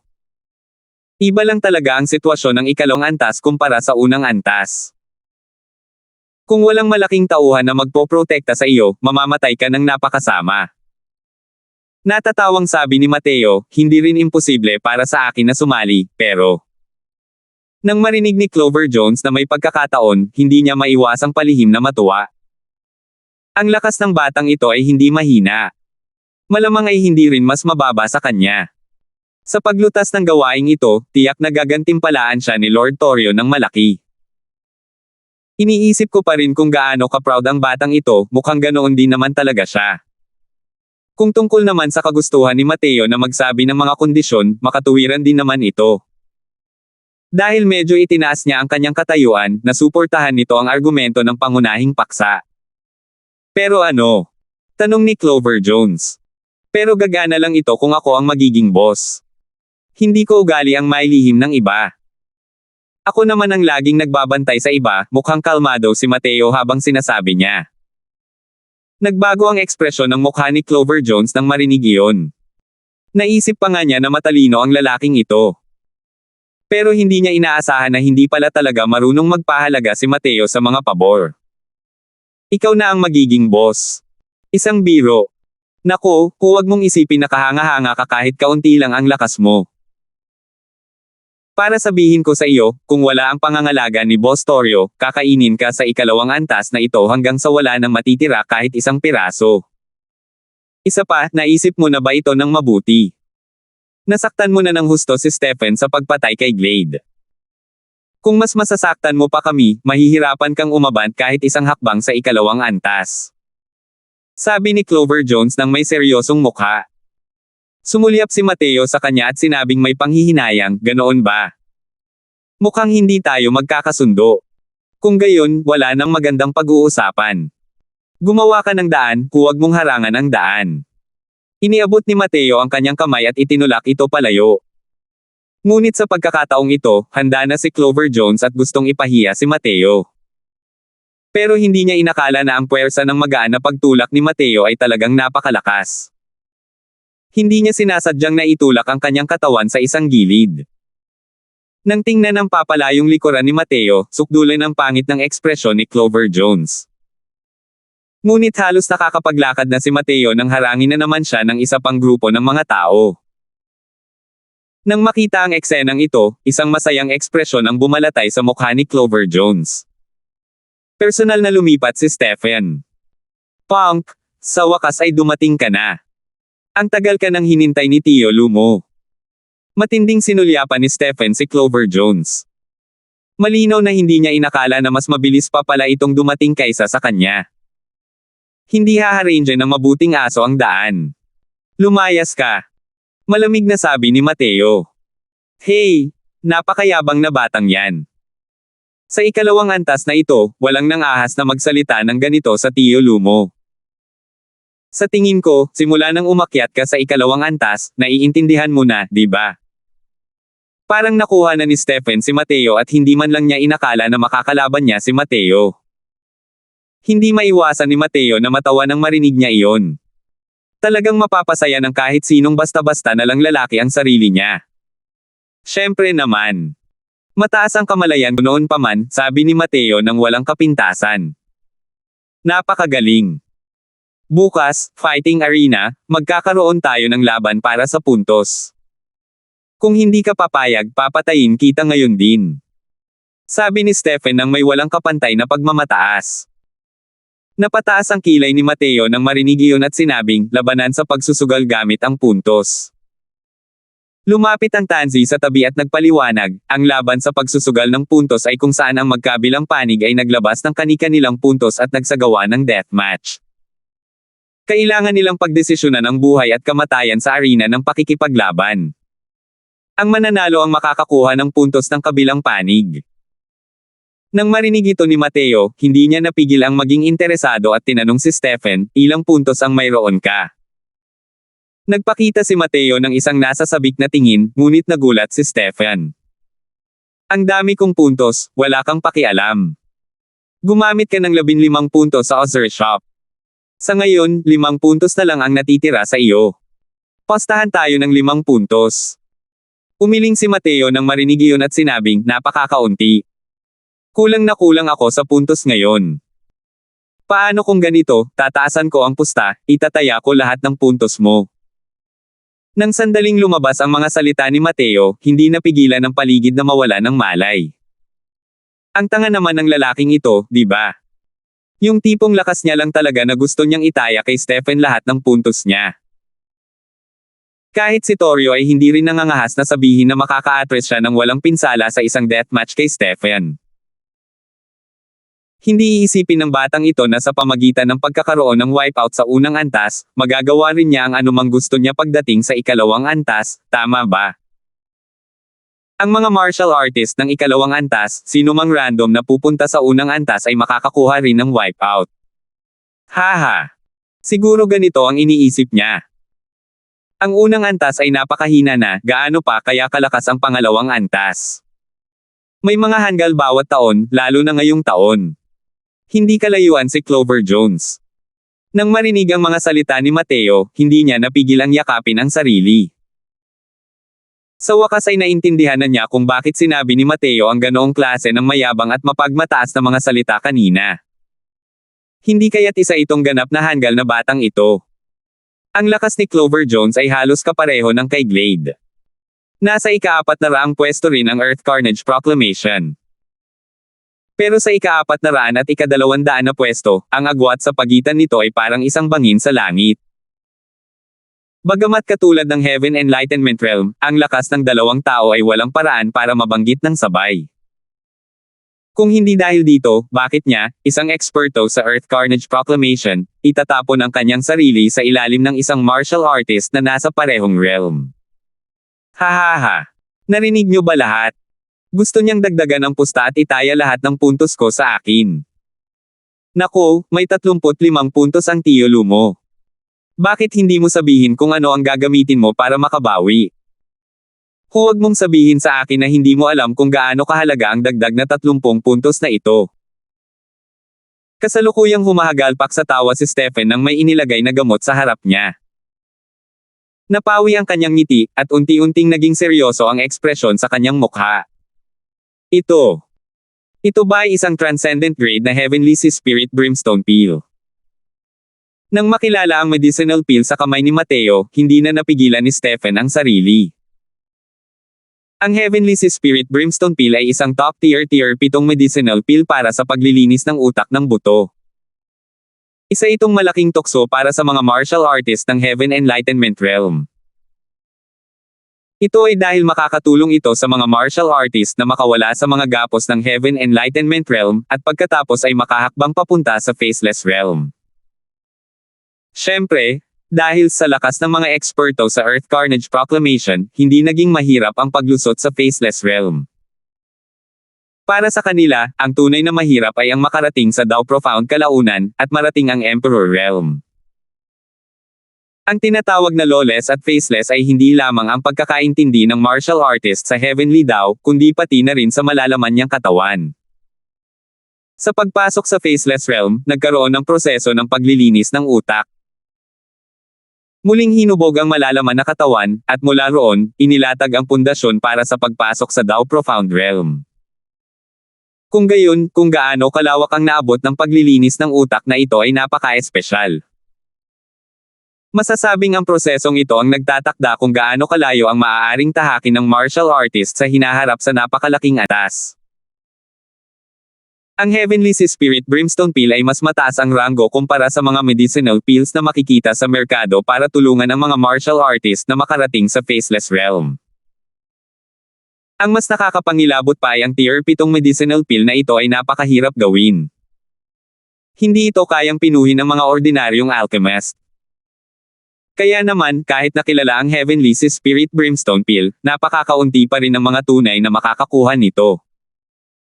Ito rin ang dahilan kung bakit nawawala ng kahinahunan si Stephen nang makilala ito. Napakabihira ng medicinal pill na ito.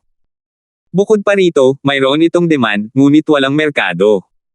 Ang halaga sa 30 puntos ay higit pa sa sapat. Mabuti na lang at alam mo na ang magagandang bagay. Kumusta? Kaya mo na bang itaya lahat ng puntos mo ngayon? Inilagay ni Mateo ang gamot at sinabing. Huminga ng malalim si Stephen at sa wakas ay pinakalma ang kanyang isip. Lumipat siya sa isang malamig na ngiti at sinabing, dahil gusto mong ibigay sa akin ang isang napakahalagang gamot, ano pa ang dahilan ko para tumanggi? 879. Sa ikalawang araw, punong-puno ng tao ang arena ng labanan. Ang balita tungkol sa laban ni Mateo at Stephen para sa puntos ay nagdulot ng kaguluhan sa ikalawang palapag. Pero ang mas lalong nagpabahala sa kanila ay ang Heavenly Sea Spirit Brimstone Pill na nasa kamay ni Mateo. Ang pangakit ng gamot na ito ay talagang napakalaki. Napakaganda talaga ng swerte ni Stephen. May isang tanga pala na nagbibigay sa kanya ng Heavenly Sea Spirit Brimstone Pill.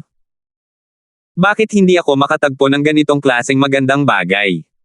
Lumayas ka, di ba? Kahit makuha mo pa ang Heavenly Sea Spirit Brimstone Pill, kaya mo pa bang ipagtanggol yun? Hey, totoo yan. Kalimutan mo na ako, kahit si Stephen mismo ay maaaring hindi rin niya ito maprotektahan.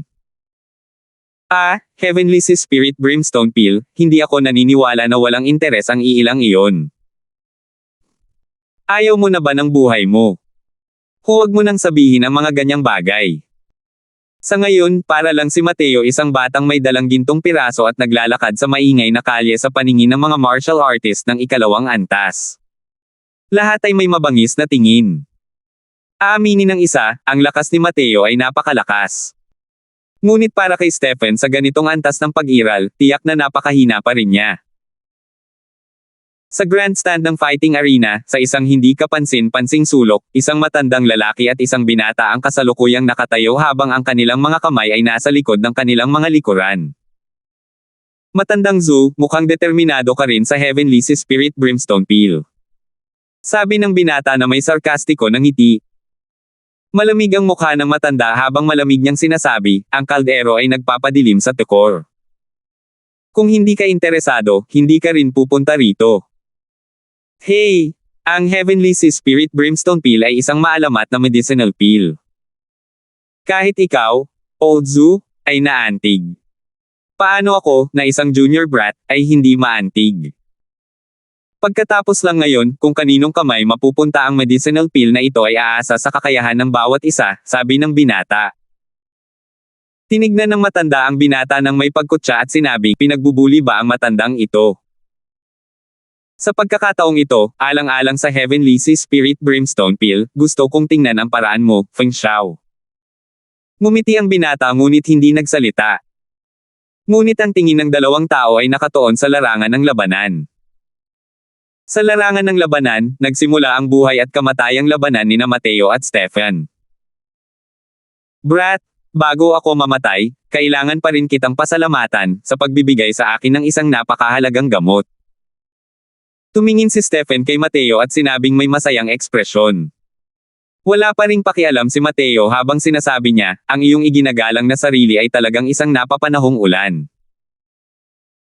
Alam mo na ang munting Panginoong ito, ako, ay kulang sa puntos, at inihatid mo ang iyong sarili sa aking pintuan sa sandaling ako ay dumating. Talagang walang katapusang pasasalamat. Malamig na ngumiti si Stephen at sinabing, Brat, hindi mo alam ang lawak ng langit at lupa. Ipapatinggan sa iyo ng tiyo Lu mo ngayon kung ano ang tunay na lakas ng isang pangalawang antas na martial artist. Pagkatapos magsalita, biglang nagliwanag ang 5 bituin sa glabela ni Stephen. Isang mabangis na handgerem pumatay ang nagdulot ng kaguluhan sa larangan at mas marahas pa ito kumpara kay Tanzi. Isang mahabang halberd na nakawayway at may handgerem pumatay ay napakatindi at napakalamig. Ang ikalawang yugto ng Slaughter Supreme True Intent ni Stephen ay papalapit na sa dakilang bilog ng pagiging perpekto at hindi nalalayo sa ikatlong yugto. Malinaw na hindi mahina ang lakas ng batang ito. Pero wala pang 4 na bituin ang mayroon siya sa Slaughter concept. Gusto kong makita kung anong mga paraan ang mayroon siya para harapin ang sitwasyon, habang nasa grandstand, puno ng pananabik ang binata habang sinasabi niya. Nabalitaan kong ang matipunong katawan ng batang ito ay lubhang kakilakilabot. Noong nasa unang antas pa lang siya, diretso niyang pinasabog ang kanyang kalaban sa isang suntok lang. Sa palagay ko, ito ang dapat niyang maging pinakamalaking sandigan, sabi ng matandang lalaki. Kung titingnan ang mga balita mula sa lahat, ang lakas ni Mateo ay tiyak na hindi kayang ikumpara ng mga ordinaryong martial artist. Bagamat hindi kumalat ang mga partikular na pangyayari sa loob ng Azure Shop, walang duda, ang lakas mismo ni Mateo ay hindi maaaring maliitin para mapatay si Glade. Kung ikukumpara, si Stephen, ang veteranong ekspertong ito, ay malinaw na mas may pag-asa. Ang mabangis na pagpatay ng makalangit na halberd. Umungol ng malakas si Stephen. Gumuhit ng napakalaking kalahating bilog ang mahabang halberd at direktang humawak pababa patungo sa tuktok ng ulo ni Mateo. Ang mahabang halberd ay mayroong napakalakas na momentum at hindi kapani-paniwalang kapangyarihan. Ang galaw na ito ay sumasaklaw sa isang napakalakas na puwersa at talagang tumago sa hanay ng mga sundalo na nagpabuga ng malalakas na hangin sa grandstand. Sa harap ng nakakagulat na galaw na ito, hindi talaga gumalaw si Mateo kahit isang kalamnan, hinayaan si Stephen na gawin ang gusto niya at ang gusto niya. Boom! Bumagsak sa lupa ang mahabang halberd, at bumuhos ang isang napakalaking hukay sa ibabaw ng lupa. Nagkalat ang mga kalat sa paligid, bumagsak sa hanay ng mga sundalo, at naging isang tambak ng alikabok. May isang bahagi rin na lumipad papunta sa katawan ni Mateo, at naging tambak ng alikabok. Natigilan ang lahat, hindi maintindihan ang nangyari. Ano ba ang ginagawa ni Stephen? Pagsubok ng mga galaw. Nagsimula sa malakas na putok at natapos sa isang ungol. Masyadong lumihis sa inaasahan ang galaw na ito, di ba? Kakaiba. Nakakapagtaka. Hindi naman talaga mahabagin si Stephen. Bakit parang hindi maganda ang dating ng hakbang na ito? Nang makita ko ang galaw ni Stephen ngayon lang, labis akong natakot. Ang lakas niya ay malinaw na mas malakas pa kaysa dati. Pero ang resultang ito. Ginulo ng galaw ni Stephen ang arena ng labanan. Bagamat nakakagulat ang mapanirang kapangyarihan ng galaw na ito, napakalayo nito kay Mateo. Ang galaw na ito ay hindi lubos na makapagdudulot ng anumang malaking pinsala. Mula simula hanggang katapusan, nakatayo roon si Mateo na hindi gumagalaw ang kahit isang kalamnan, na parang wala siyang ginawa. Masyadong kakaiba ang ganitong klaseng eksena. Tumingin si Mateo kay Stephen at nakangiting sinabi, hindi ko inaasahan na sa Ozure Arena na ito, mayroon pa ring ganito kagalang-galang na kalaban. Hindi madali, hindi madali. Para maipakita ang respeto sa iyong iginagalang na sarili, sa suntok na ito, gagamitin ko ang lahat ng aking kapangyarihan. Paano pa rin nagkaroon ng kahit kaunting bahid ng kahinahunan ang kasalukuyang si Stephen mula kanina? Ang kanyang mga titig habang nakatingin kay Mateo ay puno ng pag-aalala. Dahil sa pagkakahiwalay ng hanay ng mga manlalaro, hindi alam ng mga tao sa mga grandstand kung ano ang nangyari sa arena. Ngunit alam na alam niya. Ang kanyang galaw ay sinimulan patungo kay Mateo. Sino ang mag-aakala na sa kalagitnaan, isang napakalaking puwersa ang biglang lumitaw, na pilit na binabago ang trajectory ng kanyang pag-atake, na nagdulot ng malaking paglihis sa pagitan ng galaw na ito at ng orihinal na plano mula roon. Sa ilalim ng napakalaking puwersang ito, wala talaga siyang kontrol sa sarili niya. Ikaw. Talaga ang nakakaalam ng pinagmulan. Hindi pa natatapos ang mga salita ni Stephen nang gumalaw si Mateo. Isang mabagal at karaniwang suntok. Mukhang medyo malambot at kulang sa lakas. Ang pakiramdam na ibinigay ng suntok na ito sa mga martial artists sa grandstand ay, kahit sino pa ang nasa field, madali nila itong maiiwasan, at mapapatay pa nila si Mateo. Pero ibang-iba ang pakiramdam ni Stephen nang harapin niya ang suntok na ito. Dahil hindi naman masyadong mabagal o masyadong mabilis ang suntok na ito, wala talaga siyang matatakasan. Ito ang sandali ng buhay at kamatayan. Ibinuhos ni Stephen ang kanyang enerhiya sa asensya hanggang sa limitasyon, nais niyang iwasan ang suntok na ito ni Mateo. Gayunpaman, sa oras na ito, muling lumitaw ang kakaibang puwersang iyon. Hindi. Biglang nawala ang suntok ni Mateo sa kanyang paningin. Biglang tumigil ang paos at pagod na sigaw na iyon. Sa ilalim ng mga titig ng lahat, si Stephen ay dinurog at naging kalat-kalat na laman at dugo ni Mateo sa isang suntok lamang, na tuluyang nawala ang kanyang anyong tao. Sa sumunod na pagkakataon, dahan-daang lumipad palabas ang absolute kill token ni Stephen. Dahan-daang dumaloy ang slaughter concept patungo sa katawan ni Mateo. Ang pang-apat na bituin sa glabela ni Mateo ay lalong lumino ng lumino, at sa wakas ay nabuo na ito. Marami ang konsepto ng pagpatay ni Stephen. Naubos din ni Mateo ang lahat sa isang subok. Bukod dito, nalaman din ni Mateo na sa loob ng kanyang absolute kill token, 35 puntos ang biglang lumitaw. Bigla na lang, nagkaroon siya ng 40 slaughter points. Dahan-daang iminulat ni Mateo ang kanyang mga mata at medyo nagulat nang sabihin niya, ito ba ang slaughter supreme true intent? Talagang kahanga-hanga. Hindi nakakapagtaka na ang Azure Arena na ito ay napakalupit, ngunit napakaraming henyo ang dumadagsa rito na parang mga pato. Sa entablado, nagpalitan ng tingin ang matandang iyon at ang binata kanina, parehong labis na namangha. 880. Hindi kailangan ng talento, hindi kailangan ng unawa. Basta't patuloy na natatalo ng isang tao ang kanyang mga kalaban, mauunawaan niya ang kanyang tunay na layunin. Tunay ngang nakakaakit ito. Kahit na hindi maintindihan ng isang tao ang Great Circle of Perfection Realm, ang kapangyarihan ng isang kataas-taasang tunay na intensyon ay walang kapantay. Sa sandaling ito, para maging 4-star Soul General, si Mateo ay may karagdagang Supreme True Intent na galing sa wala, tulad nito.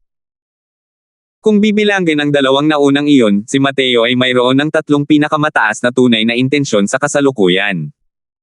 Sa Azure Arena na ito, malamang isa ito sa mga kakaiba. At ang pagkabigla na dulot ni Mateo ay patuloy pa rin. Lahat ay medyo hindi sigurado kung ano ang ibig sabihin nito at hindi lubos na maintindihan kung ano ang nangyari. Kasalukuyan, sina Torio at Clover Jones ay nasa ibaba rin ng entablado, ang ekspresyon sa kanilang mga mukha ay talagang kahanga-hanga. Lalo na si Clover Jones, naalala ang mga salitang sinabi niya kay Mateo dati, hindi niya mapigil ang pagpawisan ng husto. Ngayon lang siya bumalik sa katinoan. Lumalabas na hindi pala nagbibiro si Mateo dati. Seryoso pala talaga siya. Sa lakas ni Mateo, kung talagang sumali siya, sino kaya ang magiging boss kung hindi siya ang magiging boss? Kapantay ni Torio ang lakas ni Stephen. Magkadikit din ang ranggo ng dalawang tao. Para magawa ni Mateo na patayin si Stephen ng napakadali, natural lang na may lakas din siyang patayin si Torio. Habang iniisip ang mga pangyayaring iyon, hindi mapigilan ni Clover Jones na palihim na matuwa sa biglaang paglabas ni Stephen ng mga oras na iyon. Kung hindi dahil kay Stephen, kung pipilitin niya si Mateo na sumali sa team noon, malamang ay nakakalat na sa mga kalye ang bangkay niya. Sa sulok, ang ekspresyon ng binata ay may hindi maipaliwanag na kaseryosohan habang sinasabi niya, "Matandang Zoo, nakita mo ba ng malinaw?" Dahan daw ang tumango si Matandang Zoo, ang kanyang mga titig ay hindi kapani-pani walang malungkot habang tumatango, talagang ang origin magnetic field, walang kamali-mali. Bukod dito, kung titingnan ito, ang kapangyarihan ng kanyang origin magnetic field ay hindi maliit. Kalimutan mo na tayo, kahit ang mga kakatwang nasa ikatlong antas ay malamang na makaranas din ng malaking hadlang. Siya na nagtataglay ng origin magnetic field ay halos nasa isang posisyon na hindi matatalo. Maliban na lang kung ang lakas ng isang tao ay higit pa sa kanya, ang ilong lamang ang maaari niyang pamunuan. Sabi ng binata. Hindi lang yan. Nakita mo ba ng malinaw ang galaw na ginamit niya sa pagpatay kay Stephen? Mukhang umaasa lang siya sa lakas ng katawan nito, pero sa sandaling iyon ng huling pagsabog, talagang naglalaman pa rin ito ng napakalakas na konsepto ng apoy. Kung hindi ako nagkamali ng pagkakaintindi, dapat ay napakahirap intindihin ang Scorching Supreme True Intent. Habang mas nagsasalita si Old Zoo, mas lalo siyang nag-aalala sa loob-loob niya. Biglang hindi napigilan ng binata ang pagtawa nang maramdaman niya ang galit habang sinasabi, "Akalain mo na tayo ay may plano pa rin sa Heavenly Spirit Brimstone Peel. Ngayon, biro lang talaga. Napakalaking kalaban, mas mabuting bawasan ang pang-aasar." Sa puntong ito, ang dalawang taong ito ay malinaw na labis na nag-aalala kay Mateo. Hindi nakakapagtaka na nang ahas si Mateo na alisin ang Heavenly Spirit Brimstone Peel nang walang takot. Lumalabas na mayroon talaga siyang ganitong lakas. Uy, may paparating pa ba? Dapat ay sunod-sunod na mananalo ang second level na ito ng 20 laban para makaabante, di ba? Umalangaw-ngaw ang walang pakialam na boses ni Mateo sa larangan ng labanan. Ngunit katahimikan lamang ang sumagot sa kanya. Walang kapantay ang kaiabangan niyang sinabi ang mga salitang ito. Ngunit sa sandaling ito, walang kahit isang tao ang nakaramdam na siya ay mayabang. Bagamat kakaiba ang kanyang panalo, ang lakas ni Mateo ay walang iniwang puwang para sa pagdududa. Nagtinginan ang mga martial artists sa paligid, nagtitinginan. Pero sino ang maglalakas loob na umakyat sa entablado sa ganitong oras? Isang martial artist na nasa ikalawang antas na may ranggong 10 pataas lamang ang napatay ni Mateo.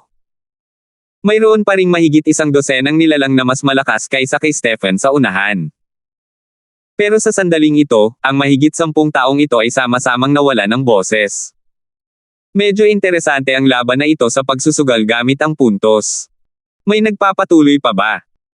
Tumingin si Mateo sa mga manunood at muling nagsalita, naniniwala akong alam din ng lahat na mayroon akong Heavenly Spirit Brimstone Pill sa aking mga kamay. Ang kasalukuyang si Mateo ay parang isang masamang tiyuhin na dumudukot ng mga bata. Ang hitsurang iyon ay labis na kasuklam-suklam. Pero sa ganitong sitwasyon, walang nangahas na umakyat sa entablado para makipaglaban sa kanya. Anong biro? Ang laban sa puntos ay tanging buhay at kamatayan lamang ang mapagpasyahan. Sino ang nangahas na umakyat at maghanap ng kamatayan? Dahan-dahang lumipas ang oras, tila malapit nang maubos muli si Mateo. Haamon kita. Sakto naman, isang boses ang narinig. Isang binata na nakasuot ng itim at masisikip na damit ang umakyat sa arena ng labanan. Tumingin si Mateo at natuklasan na ang mukha ng binata ay may matatag na determinasyon, ang kanyang momentum ay kahanga-hanga. Talagang eksperto siya. Magaling. Ilang puntos ang meron ka? Pupuste ako lahat. Tanong ni Mateo nang may pagka-interes. Pero umiling ang binata at sinabing, hindi kita kakalabanin sa sugal para sa puntos, hinahamon lang talaga kita. Nang umakyat ang binata sa entablado, sa ibaba ng entablado ay may mga bulungan na sa mahinang boses. Halatang gulat na gulat sila sa pag-akyat ng binata na nakaitim ang damit. Pero nang sandaling lumabas ang mga salitang iyon, lahat ay natamba sa sahig. Hindi pwede, di ba? Sumuko na si Irving Leng na tuluyang nalampasan ang lahat ng balakid sa ikalawang antas. Hindi siya nangahas na makipaglaban kay Mateo para sa puntos. Hindi ko talaga inaasahan na si Mateo pala ang nakahila kay Irving palabas. Matagal na siyang hindi kumikilos. Siya lang ang eksperto sa ikalawang antas na nakarating sa unang ika-150 pwesto ng Earth Carnage Proclamation at matagal na rin siyang walang anumang hamon at labanan. Hindi rin ba talaga nangangahas sabihin ng mga eksperto sa ikalawang antas na siguradong mananalo sila kay Mateo? Lumalabas na ang binatang nakaitim na ito ay ang numero 1 eksperto sa ikalawang antas, si Irving. Pero, nang magmungkahi si Mateo ng laban para sa puntos, umatras talaga si Irving. Malinaw na walang kumpiyansa si Irving na manalo kay Mateo.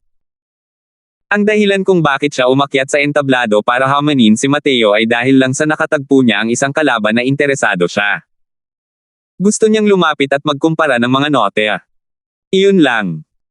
Kung isasagawa ang isang laban sa sugal na may puntos, walang puwang para magmanyobra.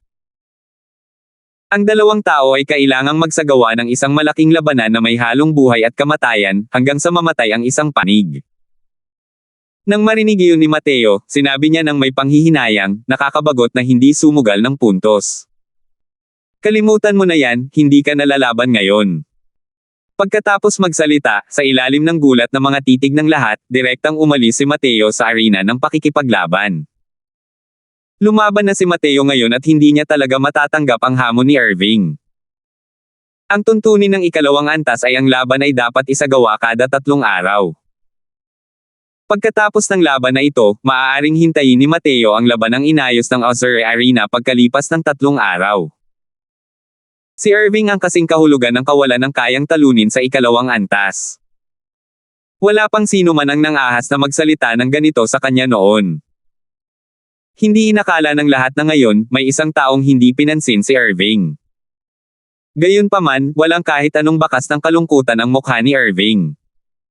Malamig niyang sinabi, sige.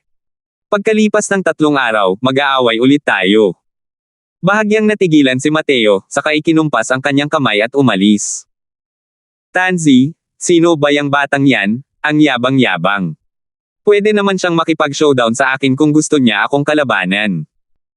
Hindi ba't ang Azure Arena ang nagpapasya sa pagsasaayos ng mga laban? Habang pauwi, tinanong ni Mateo si Tansy. Hindi napigilan ni Tansy na mapanganga nang marinig iyon. Kung pag-uusapan natin ang tungkol sa pagiging arrogant, mayroon pa bang mas arrogant kaysa sa iyo ngayon? Sa bawat antas, ang mga taong nasa top 10 ay pawang may mga espesyal na pribilehiyo. Dahil ang kanilang lakas ay sapat na upang makapasok sa susunod na antas. Kaya lumaban man sila o hindi, hindi na ito mahalaga. At sa likod nila, may mga taong sumusuporta sa kanila. Kahit hindi ko alam kung sino ang sumusuporta sa kanila, na nag-aayos ng isang laban, sa palagay ko ay hindi ito dapat maging problema. Isa pa, ang binatang nakaitim na iyon ay tinatawag na Irving. Siya ang pinakamalakas na tao sa ikalawang antas. Kapag natalo mo siya, ikaw ang magiging boss ng ikalawang antas. Sabi ni Tanzi. Pero napangiti si Mateo nang marinig iyon at sinabing, ano ang maituturing na boss ng ikalawang antas? Ang mga taong nasa ikatlong antas ay ang mga tunay na henyo ng Heaven Enlightenment Realm. Kung tama ang aking mga haka-haka, malamang na maraming tao ang nakakaintindi ng dalawang pinakamataas na tunay na layunin. Sa pamamagitan lamang ng pakikipaglaban sa mga tunay na henyong ito makakahanap ng kasiyahan ang isang tao. Salamat po at sinamahan ninyo ako, ingat lagi mga master.